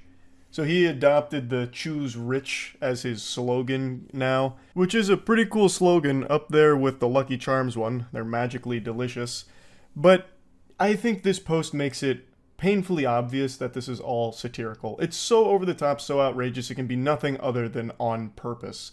Like, this isn't someone that's genuinely trying to convince people of their wealth or anything like that. This isn't their real attitude. It's all just a character they're playing. And I think the motive is obviously rage baiting for engagement, because he's being as abrasive as possible. He's being a huge douchebag, and everyone feels compelled to make fun of someone like that. And he makes a little bit of money when they do. So I think that's his whole hustle here. But again, I can openly admit that I could be totally wrong. He could actually just be an insufferable, delusional asshole. I don't know. But one thing I know for certain is he doesn't own a fleet of Ubers, because that would be fucking nonsensical. And also, he does not have a driver named Felipe. Now, it's entirely possible that Nick has a friend named Felipe who comes over for sleepovers occasionally, and they both giggle and touch each other's G-spot whenever they see the word blockchain mentioned in headlines. That could be real. Felipe could actually exist in Nick's life, but he is not his driver. That much is certain. Good morning, haters. Yo, so y'all trying to say that my chauffeur is an Uber driver? Y'all keep hating while I kick off my week screening Scarface from my private movie theater in my New York City pied-à-terre. Remember, choose rich. Nick's face makes him look like he's constantly on the verge of sneezing. It looks like he's just perpetually stuck looking at the sun and like scrunching his whole face in agony. But anyway, I figured I'd at least share his response to the Uber driver allegations. And for some reason, this video in particular, I can't get to load beyond this quality, so it looks like absolute dog shit. It looks like a YouTube video out of 2008. It's highly pixelated, and there's nothing I can do to change that, so I'm sorry about that, but I wanted to at least give you the complete Nick rundown here with that video response. Again, I'm almost 100% certain this is all just engagement farming, and well, yeah, that's their tweets on Twitter, reading the inspirational platitudes from celebrities we all love. He's giving us such powerful statements like, bullying isn't cool, being nice is cool. I never used to be this incredibly rich, wealthy, and successful. I used to be not this super rich, wealthy, and successful, but then one day I said, I want to be rich, wealthy, and successful, so I went out and did it. What's your excuse, nerd? Stay lit. Bless 100. If someone pours milk into your cup, don't fuck with them because they're a mean person. They didn't even ask if you were lactose intolerant. Only care about nice people. Stay nice, don't be mean. And as I was fist pumping in agreement with these eye-opening statements, I came across one that was a little different. This one was pretty negative. It was about this woman's morning routine and how fake it was. And truthfully, I don't see what's fake about this at all. I mean, I also wake up every morning surrounded by $50 worth of helium heart balloons with a giant good morning sign and covered in a blanket of my own face, while also having a stack of tortillas that I'm trying to pass off as pancakes, just because I'm trying to pull a little practical joke on God. I want God to think I started my morning with pancakes, but that fucking idiot doesn't realize it's just tortilla wraps. Now let's go ahead and read this and get inspired. The best of days starts with a smile and positive thoughts, and pancakes. You're not fooling me, Scarlett. You may fool Penn and Teller with that trick, but I'm a bit sharper. I can clearly see those are tortilla wraps. Those are not pancakes. I don't understand why she's using a stunt double for pancakes here. They're really not that hard to come by. Maybe she was just very lazy, or she just doesn't like pancakes in general, but still, a stack of tortilla wraps, not fooling me. And strawberries. Can confirm those are real strawberries. Well, I can't confirm they're real. They might be plastic, but they at least represent actual strawberries. It's not a stand-in. And bottomless tea. My morning routine is now live on YouTube, and while I don't show you my real bed hair, trust me, it's not pretty, I do give you a little insight into how I start my day in a positive way. Well, it's a little sad that this isn't completely genuine. Everything else seems pretty normal, like a normal routine here, but if that's not a real bedhead, that's going to take me right out of the immersion immediately. Head over to my stories for a swipe up link and let me know what you think. It features my morning habit of rinsing with Listerine Advanced White to help whiten my teeth. at Listerine UK Ireland, hashtag bring out the bold. This is a paid partnership with Listerine. Now, isn't this just hashtag relatable? Every good morning seems to start with a hard rinse of Listerine Advanced White to help whiten our teeth. Hashtag bring out the mold. Honestly, I can't even get out of bed unless I smell the strong aroma of Listerine Advanced White calling my name and gracing my nostrils. It's like a fly to a pile of dog shit. I just come running. I need to start my morning with Listerine Advanced White. So honestly, I'm confused why everyone thinks this is so fake and disingenuous. To me, this seems like a pretty standard morning routine.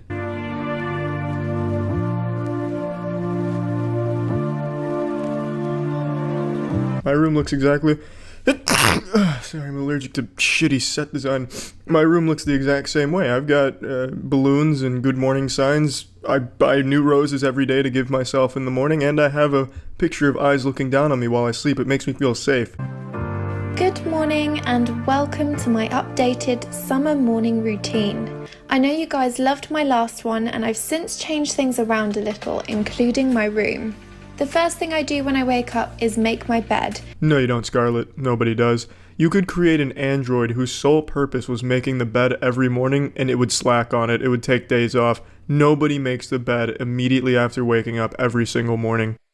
I love using Listerine Advanced White because it combats bad breath, lifts stains to give me whiter teeth, puts a protective shield onto my teeth to stop new stains from developing, and it has 3 powerful essential oils to reduce plaque and bacteria.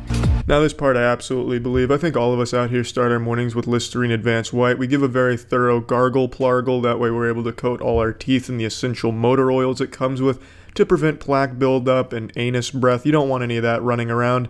I mean, Listerine Advanced White is the only way to start your morning. If you don't start your morning with Listerine Advanced White, did you even wake up? Trademarked. I wish I really had 3 Scarletts to help me through all those emails that I have to catch up on. I truly don't think the world could handle 3 Scarletts in the same location. The narcissism would overload the fucking electrical power grid and cause some type of legendary blackout. Breakfast is homemade granola, coconut yogurt, protein powder, and fruit.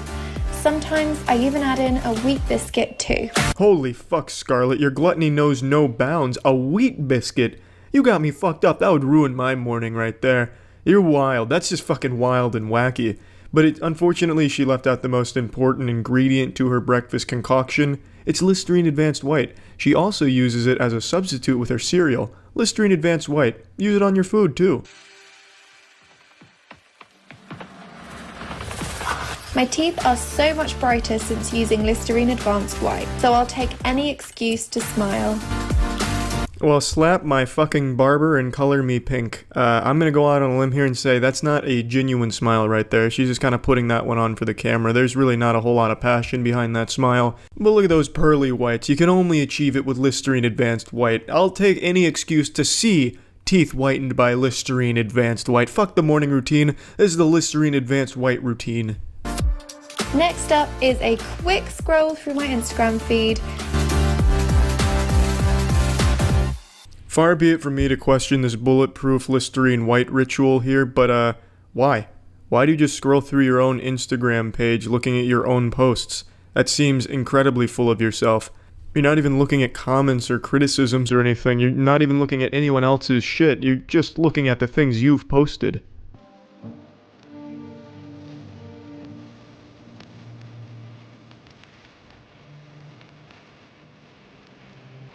It's time to start the day. Well, I hope all of you losers now know how to start your morning like a successful person with Listerine Advanced White. I hope you've learned something from this inspiring morning routine, and hopefully you can be as productive as this with the help of Listerine. Face. Wait, am I being lied to? Is this just like one of those things like Joe Rogan just died? Will Smith confronts Chris Rock on Oscars stage after comedian makes jokes about Will Smith's wife, Jada Pinkett Smith. Oh my, wait just a patty flippin' moment here, Krusty Krab fans. This is actually Oh! Bro, I was expecting like a little love tap. This man just full hogged him. Bro, that was like a cold clock. That looked like some shit out of Slap Fight Championship. Hold on, let me bring this on screen. What the fuck? That looked huge. Oh, wow! Wow! I don't know. That doesn't. Smack the shit out of me. That doesn't look planned. That does not look planned. Wow, dude. It was a G.I. Jane joke. G.I. Jane のジョークだったんです。 I'm going to. Holy okay? shit. I could, oh, okay. That was a. Is CTE setting in? God damn. Just fucking concussed them. That was huge. 最高の場面でしょうか。 So we are here to give a documentary out, to give an Oscar out. Wow. Wow. Was that a bit? That doesn't look like a bit. I don't know, man. I've seen a lot of slaps. That doesn't look fake. Bro, I'm like the resident slap expert. Chris Rock eats it. There is no sign of flinching, and Will Smith doesn't advertise this slap at all. That really looks real. Yeah, that 100% connects. So if it was planned, Chris Rock has got an iron chin for going through with this. Because that's fucking huge. That was a real slap. Horrible stepping from Will Smith. True, this would be a penalty in the slap fight championship ring. He did step. In slap fight championship, you're supposed to say planted. But I think he was just throwing the rules to the wind there. Oh my god. Oh, wow! Wow! That would also probably be a clubbing penalty too. That was more like an open palm monk strike. And Chris Rock took it like a champ. Oh, wow! Wow! What really makes me feel like it's real, because maybe they're just really good actors, right? But what makes me think it's real is Will Smith's reaction. Will Smith is a good actor, but he's not this good. Wow, dude! It was a G.I. Jane joke. G.I. Jane のジョークだったんです。 That's real fucking anger. That is real. You can like hear and see how angry he is. Yeah, his eyes are going glossy, like he's seeing red. What was the joke that he told? That had to be something intense. His wife has a condition where she loses her hair, and did he make a joke about it? But making fun of bald men is fine? wait, what is this whataboutism? I didn't say anything like that. I just said it's still fucked up. What are you talking about? Jesus, man. God, that is like an actual Twitter moment right there. What is the popular screenshot? Twitter will take anything and change it around. Like, I could say I love pancakes and someone will reply, so you hate waffles? Something like that. I'm sure I butchered it, but goddamn, that was like a real Twitter moment. Damn, I can't believe this shit just happened. Man, the one time I don't watch the Oscars and it's actually entertaining. Just absolutely full on. I've seen thousands of slaps by now. Polish slaps, American slaps. I even saw the Tattoo Enthusiast slap tournament, like in the very beginning. I've seen them all. That is not scripted. And if it is, Chris Rock that man's a superhuman, and he should be immediately admitted to like the Slap Fight Championship League. Replay it again? Yeah, here you go. One more on the Jumbotron. Oh, wow! Now, if it was scripted, I really feel like there would have been a tell. Because Chris Rock doesn't flinch or anything. He is just ready. He is even extending. And Will Smith doesn't advertise this slap at all. That shit came out of nowhere. That was a surprise Amazon delivery. That was 5 fingers to the face express. Will Smith wasn't even supposed to go up, he just did. Oh shit, so he wasn't even supposed to be on stage. Oh, I thought he was like going up to get like an award or an announcement or something and just surprised him with it. This man came the whole way like he was charging the pitcher's mound in slow motion. Imagine he wins the best actor now. Oh my god, yeah. I wish he was nominated for the category Chris Rock was presenting for Best Documentary. Then he goes up again and gets him with the left hand. He literally laughed at the joke. Again, I don't know the whole clip, but this would be my guess. We've all been there, where someone says a joke that fucking hurts. Your immediate response is to go along with it so you don't look like a bitch. So you don't look weak or you don't look bothered, because you never want to feel like that or look like that. So you just nervous laugh along with it. But then that shit must have festered for a minute and he's like, you know what? fuck it. So then he went up and blasted him. Chris Rock tried to play it off. I mean, what's he supposed to do? Just cry? Bro, that shit hurt. And he was just being as professional as he could about it. He was a little rattled, though. He started fumbling his words a bit. A little stunned. Isn't that assault? It is, but only if the person assaulted presses charges. It's not like the police are going to storm the building and take Will Smith away in handcuffs unless Chris Rock himself presses those charges. How many of you have never been in a fight? I mean, I haven't been, like, the main participant in a fight, but I've helped break them up before. It's not like once a punch is thrown, all of a sudden you hear sirens in the distance. Like, that is something that you have to pursue. Oh my god, that picture... Hungrybox just posted this. Damn! Look at this shot here. I'll go full cam. I'm not gonna pull it up on here again because of the Council of Cock. It's like a boogeyman of Twitter. Look at that fucking slap, though. Man, I told you that shit was not fake. Look at that technique! Will's even got, like, his other hand up, ready to, like, block a counterattack. And you can see the mark on his face where his fingers connected. Damn, that is textbook. Bro, did Vasily Kamatsky train Will? Like, good lord. In the full clip, Will had to walk so far. That stage is huge. He came in there like he was like a WWE wrestler entering the Royal Rumble.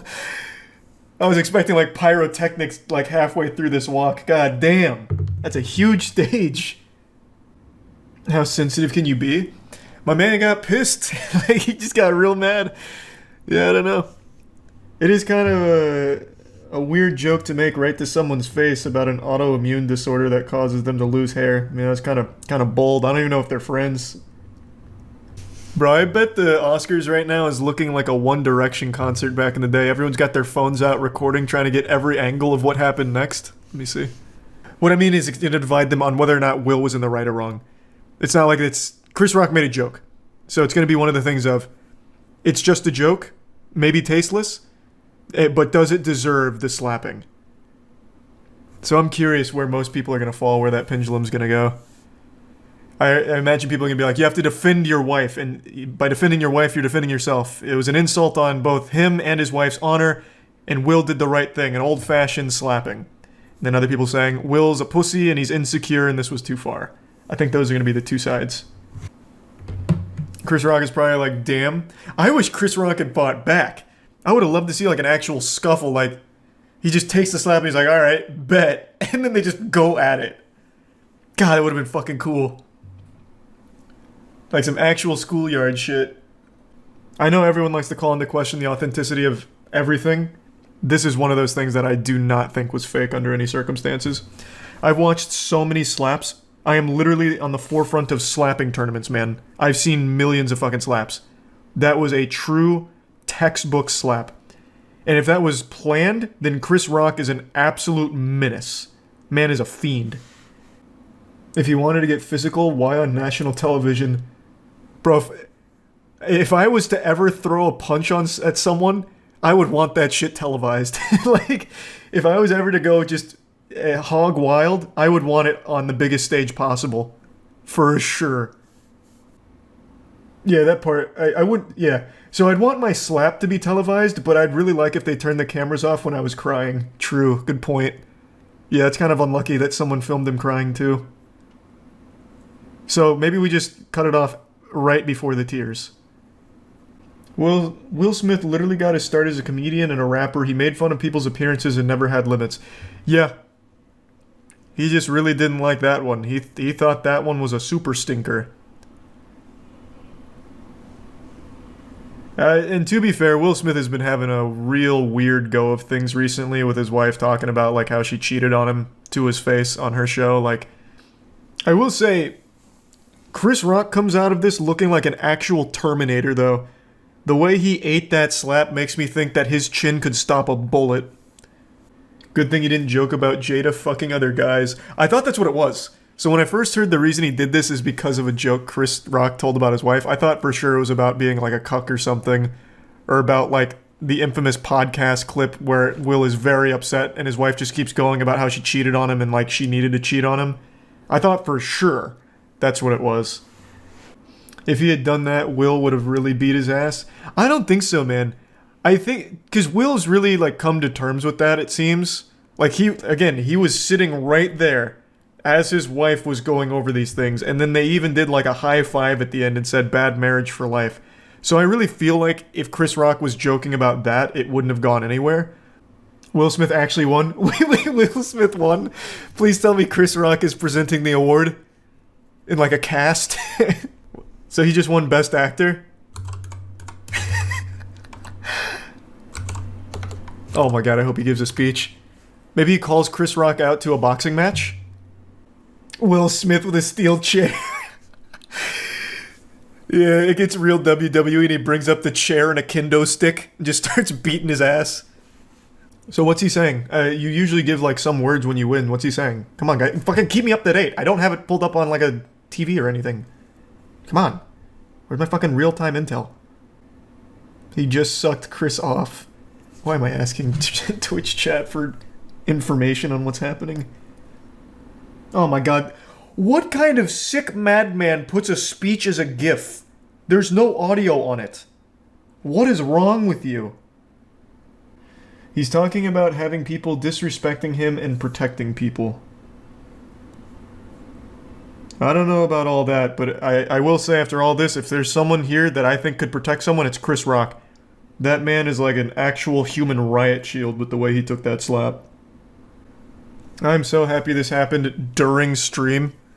I got to be on the cutting edge of it as it was unfolding. We watched this tweet go from 5,000 likes to 177,000. So, we were here. We dug our feet in. Do you think Amy Schumer will make a joke about Will slapping her vagina? Is Amy Schumer at the Oscars? What's she nominated for? I also love the people that tagged me after the slap went live immediately on Twitter saying a new slap champion has entered the arena. Yeah, it's crazy the public perception of Will Smith over the years, man. I remember growing up, he was one of the most beloved actors of all time. And then over the last maybe like 6 or 7 years, I'd say, it's gone real south. You know what it was? I can pinpoint the exact moment. YouTube Rewind. The second he did YouTube Rewind, shit went tits up. He did YouTube Rewind the year after his wife is talking about how she cheated on him right to his face, and then it's like it just keeps getting weirder and weirder for him. The Oscars is going fucking wild tonight. For Best Picture, they might just actually have a fucking SWAT unit repel in or something. I think this is a really unique opportunity for the Oscars. I remember before the Oscars were going up tonight, like before they started, everyone was like, yeah, no one gives a fuck about the Oscars anymore. It's such a worthless, egotistical waste.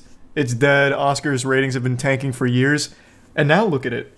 They can really pivot and maybe turn Oscars into like a combat thing. Like you fight for the award physically. So that way the fittest one, like the most like war-hardened veteran will win the award. That would actually get people to watch again. Yeah, apparently there was a nip slip too, but I don't give a shit about that. I've seen billions of nipples thanks to the internet. I don't give a fuck there. But you can't find high-quality slaps like that often. Where's his speech at? So he just keeps talking about protecting. I mean, I will say, if Chris fought back, I wonder who would have won. Because Chris ate that. Like, let's play out a scenario. Let's play out like a real Detroit urban survival training fitness course scenario. Chris Rock has jumped into Will's house. He's a burglar. And Will Smith has just tried to defend his wife with the slap. Chris ate that. Now what? Like, I don't know if it would have really, like, protected him, right? Because Chris was looking like a fucking tank. But maybe he just doesn't. Maybe he put all his points into defense and he doesn't have, like, good striking capabilities. This is a really sweet speech. It would have had a lot of impact if he didn't just slap a man before it. Could you take a punch from Will Smith? Man, fuck no. I couldn't take a punch from anyone over the age of 12. That's why I wouldn't get into like a YouTuber boxing fight. I would get absolutely blasted. The only people I'd fight is like children's toy review channels if I had to. This isn't about me. He didn't apologize to Chris. He apologized to his fellow nominees. Nice. Hey, I want to give a real sincere apology. I did something real silly a minute ago. And it's to all my nominees. I'm sorry. Fuck you, Chris. He said, I hope the Academy takes me back. Man, fuck the Academy. They run like the Sith Order. Like, man, they're weird. If the Academy doesn't bring Will Smith back just for the sake of perhaps another slap, then they've truly lost their mind. Because now I know I'll probably watch the next Oscars, even though I had no interest in this one, just because maybe Will Smith slaps somebody else. Maybe he just goes across the entire stadium just fucking slapping everyone. Like, now anything's on the table. It's unpredictable. Maybe he'll keep this energy up past the Oscars too. Like, maybe now that he's got a taste of blood, he'll be ready for a fight at the drop of a hat at any award show. Like the Nickelodeon Kids' Choice Award. Like, you better fucking watch your ass if Will Smith is nominated, because shit might just pop off. Man, I'm so tired of all the people saying it's staged. You have to be really young or really dumb to think that. This is absolutely one of those very rare, real moments that happens on TV. I have analyzed thousands of slap matches. Literally thousands. That slap fully connected. It wasn't telegraphed. If it was scripted, he would have absolutely had some kind of tell, like moving his shoulder or something. He literally hit it till the last second and blasted Chris, who didn't flinch or anything. He never saw it coming. And in the actual picture, you can see where his fingers hit his face. It left an imprint. And then the way that he gets this angry afterwards, keep my wife's name out of your fucking mouth, that's real rage. His eyes are glossed over. Like, he is genuinely mad. Dude, they're actors, so maybe. Exactly, they're actors, not fighters. Chris wouldn't sign up to get actually, attacked. Bro, half of these actors won't even do, like, the simplest stunts of, like, jumping off a curb into a superhero pose or something. You think they're gonna take a slap to the face? No chance. Alright, I'm back. Will Smith pile of hype or obsession over celebrity couples, like a power couple where fans just celebrate that they're in love or whatever and they're fainting anytime they see a picture of them holding hands. Just like a growth spurt, I just never got it. Why would you care so much about two strangers' relationship? I always wrote it off as just being part of this super fan culture that I just didn't understand. I know in the modern day it's very rare for people to just casually enjoy something. If you like something, you have to fucking love it. You have to live, breathe, and sleep that thing that you like. We've seen it a lot over the years with K-pop, where K-pop stans will obsess and go wild over even the smallest things, like if their favorite singer posts a picture of them eating a hot dog online. They'll cross-reference that photo with all known databases, go to a cutting-edge laboratory using the latest forensics analysis tools in order to figure out where the photo was taken, where the hot dog was purchased, so they can go there in the real world and try and fish through the trash can looking for the wrapper that they threw away so they can frame it on their wall. It's just this level of investment in strangers that I've never really understood. Until now. As a 29-year-old man, I've had my eureka, come to Jesus moment. I get it. Because I have become very invested and fascinated with a celebrity relationship, Will Smith and Jada Pinkett Smith. It's this never-ending disaster, this tragic play that keeps getting new acts added to it that I could have never predicted. It all started last year with the infamous slap where Will Smith slapped the devil out of Chris Rock on stage after Chris Rock made a joke about his wife Jada. And that signature anime finishing move with the slap actually pumped the brakes on his entire career. There were a lot of projects that he was involved with that dropped him, or just a lot of other projects that didn't want to touch him after this. So his whole career came to a screeching halt, all from the old 5 fingers to the face moment. And since then, there's been more and more information that's come out about their relationship that just makes it baffling. And it's so weird. Like, even prior to the slap, we had those uncomfortable moments where Jada invited Will Smith onto her show, where she just openly admitted to cheating on him and, like, having an entanglement with a much younger man, right to Will's face as he looks on in agony and sadness. And it spawned a lot of memes where Will Smith was, done up to look like Pain from Naruto and all of that. Because, I mean, it's rough. Like, it's really rough to just watch her giggle and laugh about cheating on Will, who seems very much still in love with her. And they always kept up this act that, they're strong together, they're still together, this and that. And now, today, Jada has revealed that her and Will have actually been separated since 2016. She has a book coming out pretty soon, and there was a little special filmed with Jada where she states that they've actually not been together in 7 years now. Because I said, is this true? Right. Was that in 2016, you and Will decided that you were going to live completely separate lives. Yes. It was not a divorce on paper, Right. but it was a divorce. Hey, can someone let Will Smith know that? I'm pretty sure this is the first time he's hearing it. You're telling me you guys actually split up in 2016? So he just sunk his career like the Titanic over his ex-wife? But then if that's the case, why would he say, keep your wife's name out of your mouth? Right? Like, that's just not adding up. I feel like she's just making this shit up. For the last year, I've paid attention to this relationship, and it feels like every opportunity she has to hurt Will publicly, she pounces on with a smile on her face. It's like, it's diabolical. Like, she reveals some very embarrassing things about their relationship publicly.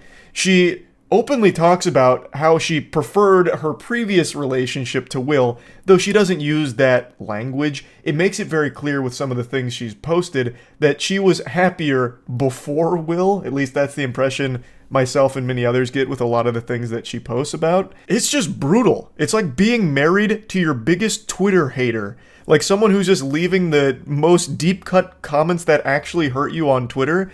It's like being in a relationship with them for 20 years. At least that's how it comes across.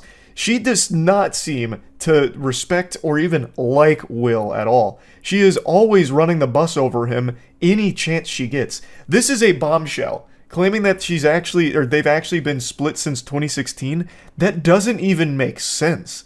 Now, apparently, she's claiming that it was a private decision they reached together, but in order to keep up public appearances, because they weren't ready to reveal it, they kept pretending like they were still married.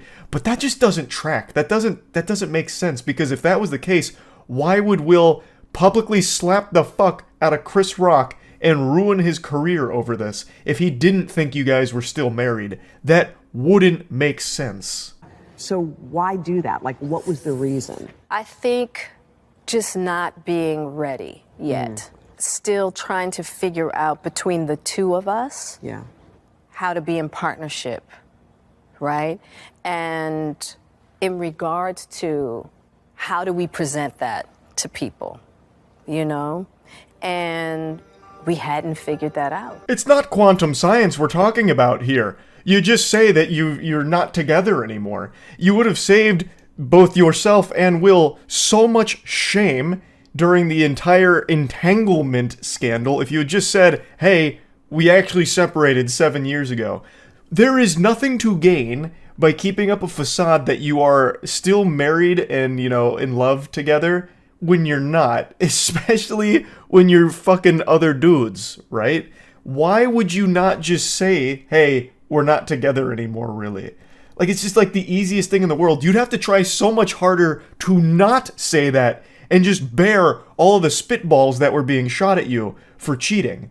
If you weren't actually cheating, then it should have been so much easier to just be like, hey, whoa, guys, look, we wanted to keep things private, but, you know, now things have hit the public sector, thanks to me talking about this on my talk show, and it's probably about time that we state we haven't been together for 7 years. And it would have been so much smoother for both Will and Jada. But again, I just don't believe this. I really don't. And this sounds super parasocial, but Will looks like he's perpetually going through life heartbroken, like in a trance, like this rain cloud over his head, while he stays with Jada, and she comes up with creative new ways of embarrassing him. Just nefarious plot to constantly publicly humiliate the guy. He just stopped his career for a whole year by slapping the man that he believed disrespected his wife. You're telling me that he did that knowing that you two weren't actually together? I don't believe that. An act which, by the way, she didn't appreciate. Like, even when it happened, she seemed to, like, publicly condemn it. And now she's talking about it again, saying that she initially thought it was a skit. I was like, there's no way that Will hit him. It wasn't until Will started to walk back to his chair that I even realized it wasn't a skit. And then she said, as soon as they were alone, she asked Will, are you okay? I'm not this man's psychiatrist, but I'll just tell you, he's not looking okay here. This really feels like a plot twist that Jada pulled out of her ass and isn't some mutually agreed upon thing. Like, I understand there's been rumors over the years that Will had some kind of affair with Margot Robbie at some point, though I don't think any of those claims have been substantiated. I think those were only ever just rumors. But Jada herself confirms an affair with somebody else. I just feel like Will and Jada aren't on the same page with that separation. But hey, then again, who knows? Celebrity couples are fucking weirdos. And this is by far the weirdest couple. And it's not even close. Like, I really wouldn't be surprised if Jada truly did just make this up because it's a really big headline and attention grabber, so it'd be great for marketing for her upcoming book. The book's not fully out yet, so we don't know all of the, details behind everything or what all it's going to dive into. But just making a claim like this, a statement that they've actually been separated for 7 years as some kind of, like, big plot twist is huge for marketing for her book. So I really feel like there's a chance she did just make that up for that reason, and Will is as surprised as everyone else reading it right now. So, I could be wrong though. Maybe they are truly, a great team. They agree that they've been separated for 7 years, and Will still just sank his career for a relationship he's not even in anymore. Who knows? I just wanted to talk about this because I just find them to be a very interesting couple that I have become invested in learning about over the last year.